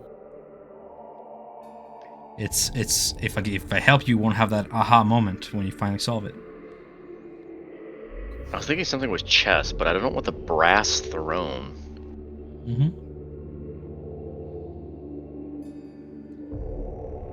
Rule higher conceptualization. Wait, is it a bell? No. Is it? I mean, No. this is one of those things where An like ivory you can't rope, just trinket talk to the statue. chest and expect it to be like, oh yes, the correct answer. Open it up. You have to actually do. So try trial and error, right? No. I forgot the ivory robes and shrinking stature. Maybe that. You know what I should have done? I should have grabbed you, Zavik, and just like the ghost grab you and just leap down and drop you 100 feet. Oh my god, just kamikaze down. Yeah, he doesn't care. You don't, yeah. He's already dead. Yeah.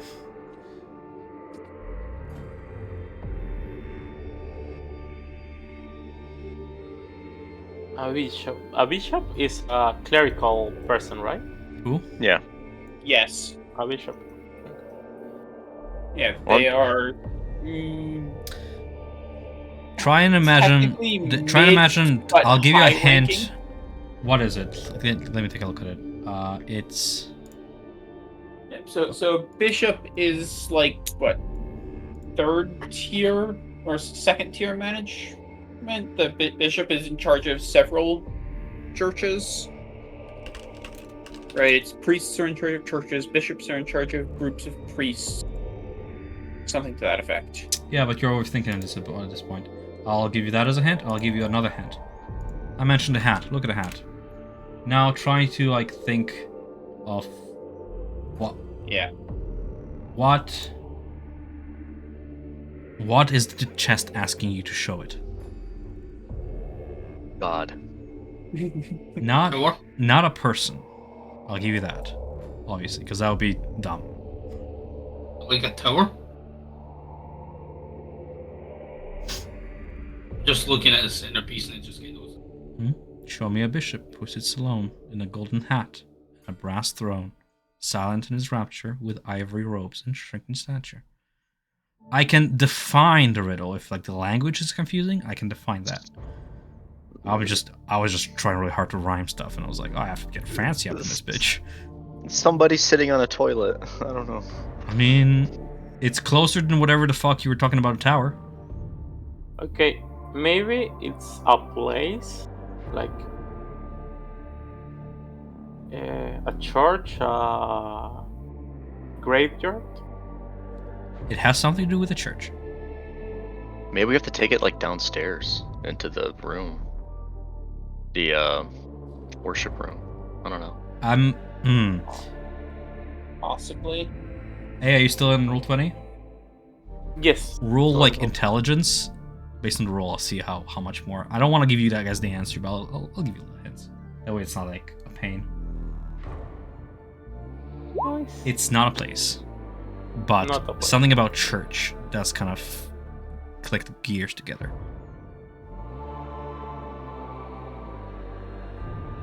What bishop in a church sits alone in a golden hat and a brass throne, silent and shrinking, with ivory robes? Oh. A candle. Mm-hmm. Oh, fuck off. I don't like that. Okay. Okay, so star icicle candle. God damn it. That's some big brain stuff. I would have never figured it out. Me neither. Okay. So There's no way we can I make a would've fun gotten- thing out of this. You guys really like riddles. Truth be Yeah. told, do you see how much black space I have here? Yeah. That's the full riddle. I was like, I'm gonna give him fair progress, and I'm not gonna torture them in that session. But I can up the treasure potential if you guys want the full riddle. Give it to me. Okay. Through comprehend language, you unlock the rest. I have to organize it in 1 second.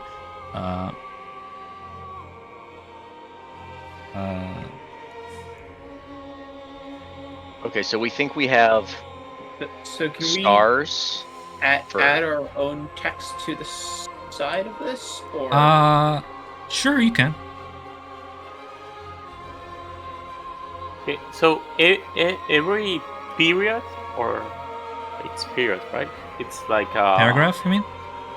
Yeah, like every paragraph is separated by a if I period, give you guys, like if I give you guys the full thing, and you guys figure out a likely outcome, you can either write it or I can just give it to you. It's really up to you guys how you like having fun with this.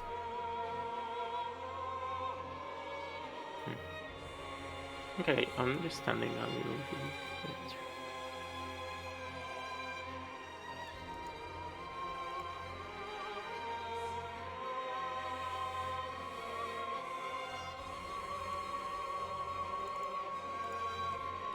Did we get like my key isn't made of metal?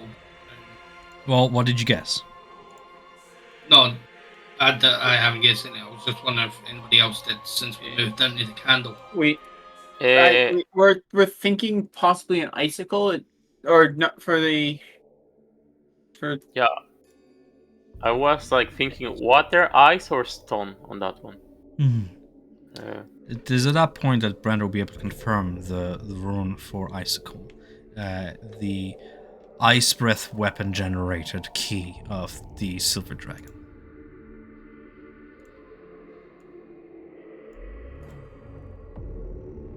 Okay.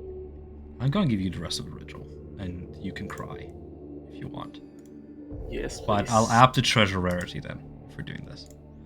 I like riddles. They're fun. Oh, there's I a love lot riddles. of riddle. There's a lot of riddle. Oh boy. Fucking shit. Sends the breaker ship. When the twin runners align skyward upon face of pull-up. So that's midnight. Easy.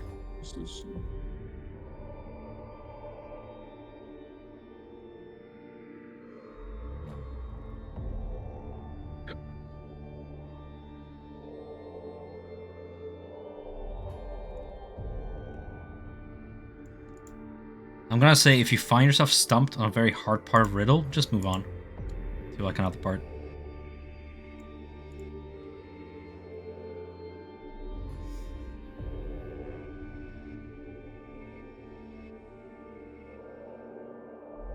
Okay, a soul keeper. And a wine tap. Oh. I know this one. Do you? Gonna share with the class? Coffin. I must rest upon that which is sold by one. So by the one who makes it, never used by the one who buys it, and is never known to be used by the one who uses it as a coffin. Do everybody else agree with this? A Never coffin? used Like for by- dead bodies? Wait. I must rest upon. Never used by the one who buys it. The person who buys a coffin doesn't use it, and is never Oh. known by the one who uses it. The Yeah. body in it doesn't know anything. So Yeah. I agree on that one. Sure. I I'll thought put your it was I'll other put your parts. theory down so we don't forget it before next session. A coffin. I'm making grammatical mistakes. no, it just says sit upon coffin.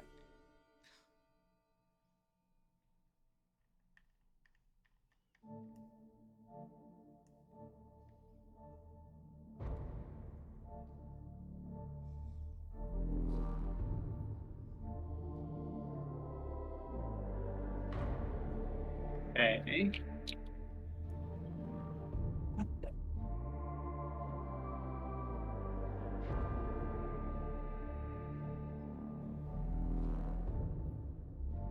Ask is at least the first bit. I don't know what the second bit is too, or at least one of the two bits on the first one. It's the sign of joy, sign of sorrow. Gives all likenesses borrowed. I would assume that's a mask. If the rest of the group agrees with that, I'll put that as a theory. Yeah. Yeah, just add the theories. Mm-hmm. That's what I've been doing, kind of in blue, is what I think it is, just so Cool. that folks can look at it. Yeah, I agree with that. Sign of joy and sorrow. Giving all likeness borrowed. It's the comedy and tragedy masks. Right, it's a tool of a thief. They wear a mask.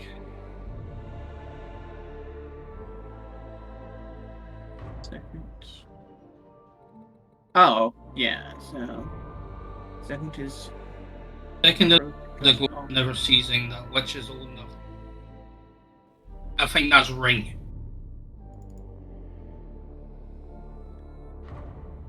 Second item is a road that goes on, never ceasing. That which old enough to tell the Yeah. choose adventure. I think that's a Yeah. ring, so like a roundabout. I buy that as a ring. I like Yeah, that I think as it's a ring too, because I was reading that one as well. Yeah. I'll put that down. I'm surprised you hang you like road never ceasing and no use have roundabout. So Yeah, you can get it from the first bit, but I 100% buy it from the last couple sentences. Yeah, the hugging the finger does Yeah. it. I'm still trying to I'm get. just curious. Did anybody get the line big enough to tether the God's Father? I'm Bound by assuming holy that's referring matrimony? to- I was assuming that was referring to Godfather kiss the ring type thing. Who's God's Father? I'm Super using it as a Saiyan single word. No. Think Greek-Roman mythology. Zeus. Okay. No, it's Who's the Titan? Who's Zeus's father? Oh fuck, I don't remember. I don't know what you're talking about. Who also then Zeus borrowed his name afterwards. Jupiter. Big enough to tether the Oh. God's Father. I was way off. I thought it was clever. Yeah, I did not get that at all. I'm I still should trying. get that. I'm still trying to get in the wind's time the Reaper That ship. is the hardest one. That's why I put it as the last one of the 4-paragraph riddle. Yeah. It's the final thing. Actually, it should be near the bottom. So I'll move it later. But that's like the hardest part. I was like, they'll need a session to think about that one. Yeah, because I'm thinking about it. I'm just like, wow, I'm not close. It's fine. Neither. Cold thing.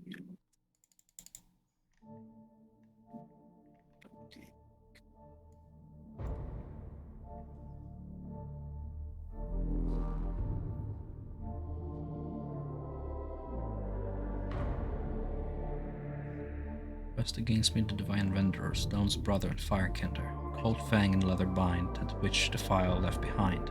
Battle's light, arm's might, a murder by day, a maker of nights.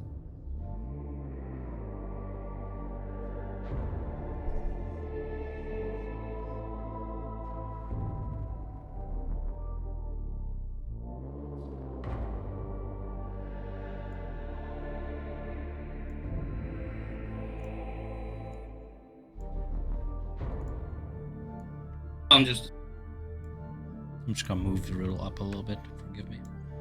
Just for organizing it.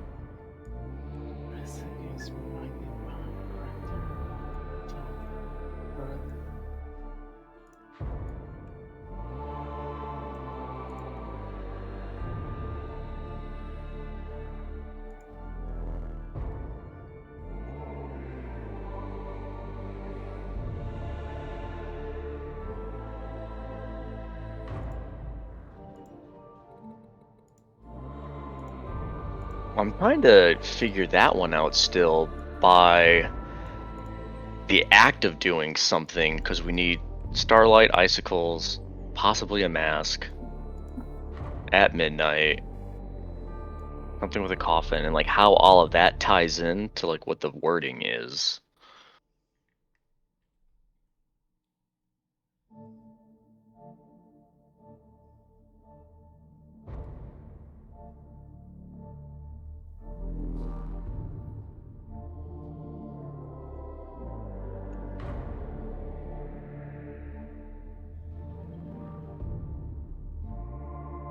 Okay, I'm trying with the divine renderer.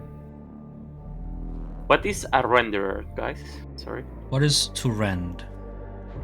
Yeah, no Tear. idea. Care. Okay. Tear or to destroy in some fashion. Or to cause great emotional pain to a person. Yeah. Excuse me. Okay.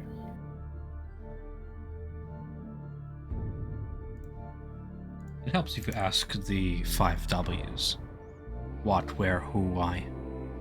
As in, what rends? Why does it rend?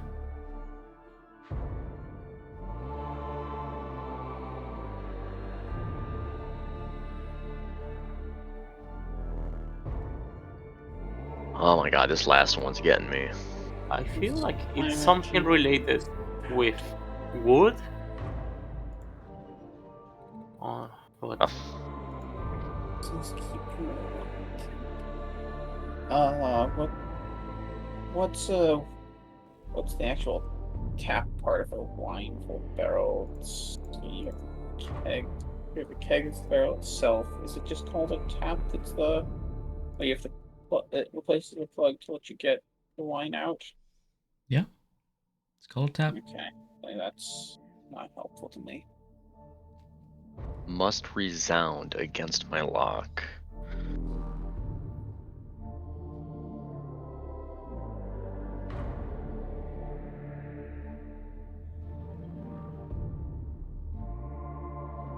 It's not a place. I half want to make Hell's Fire Chambered and Spat be Brander's gun. Okay. That's very specific, though. Yeah.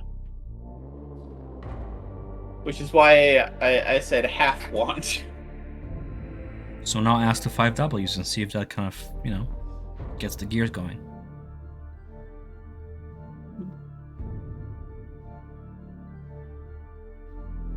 What in wind's time sails the Ripper's ship? What from hell's fire chambered and is spat? What is wrought a vessel in wrath's wake?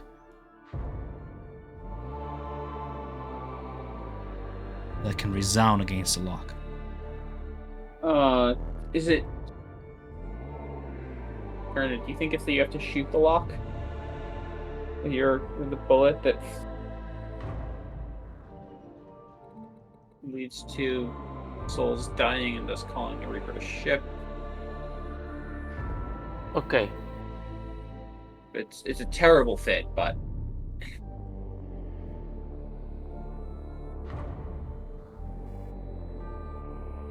Maybe something with like, yeah, something with fire, maybe.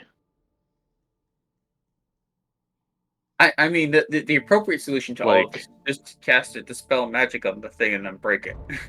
I oof. think that The worst part is not wrong. Like, Yeah. that's like the shittiest part of all this. maybe it's like a ceremony. Like, if I read everything combined, maybe a bell with something else. So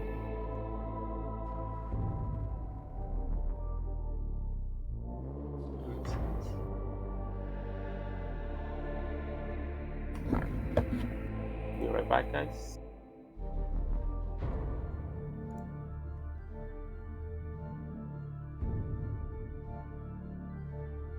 Could you also post all of that in either like in general or roleplay too? Sure. Because when I'm at work, I can pull up my Discord on my little mini computer. I can look at it. Try I'm to gonna figure put it this out. as my screensaver. Yeah. Hot man. Brother on fire kindler. I got you. In Wind's time, sails the keeper ship. Yes.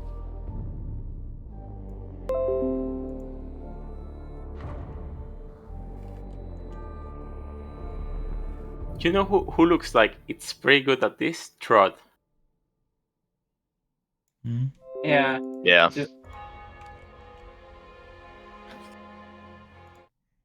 Maybe we should ask him for some help. Yeah. Strahd! Stop being sick. Exactly. Be a good party member. He just magically logs on. He's like, guys, I just stopped being sick. It was awesome. Yeah.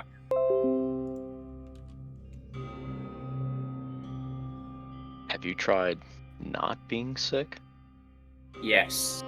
Yes, this is a thing.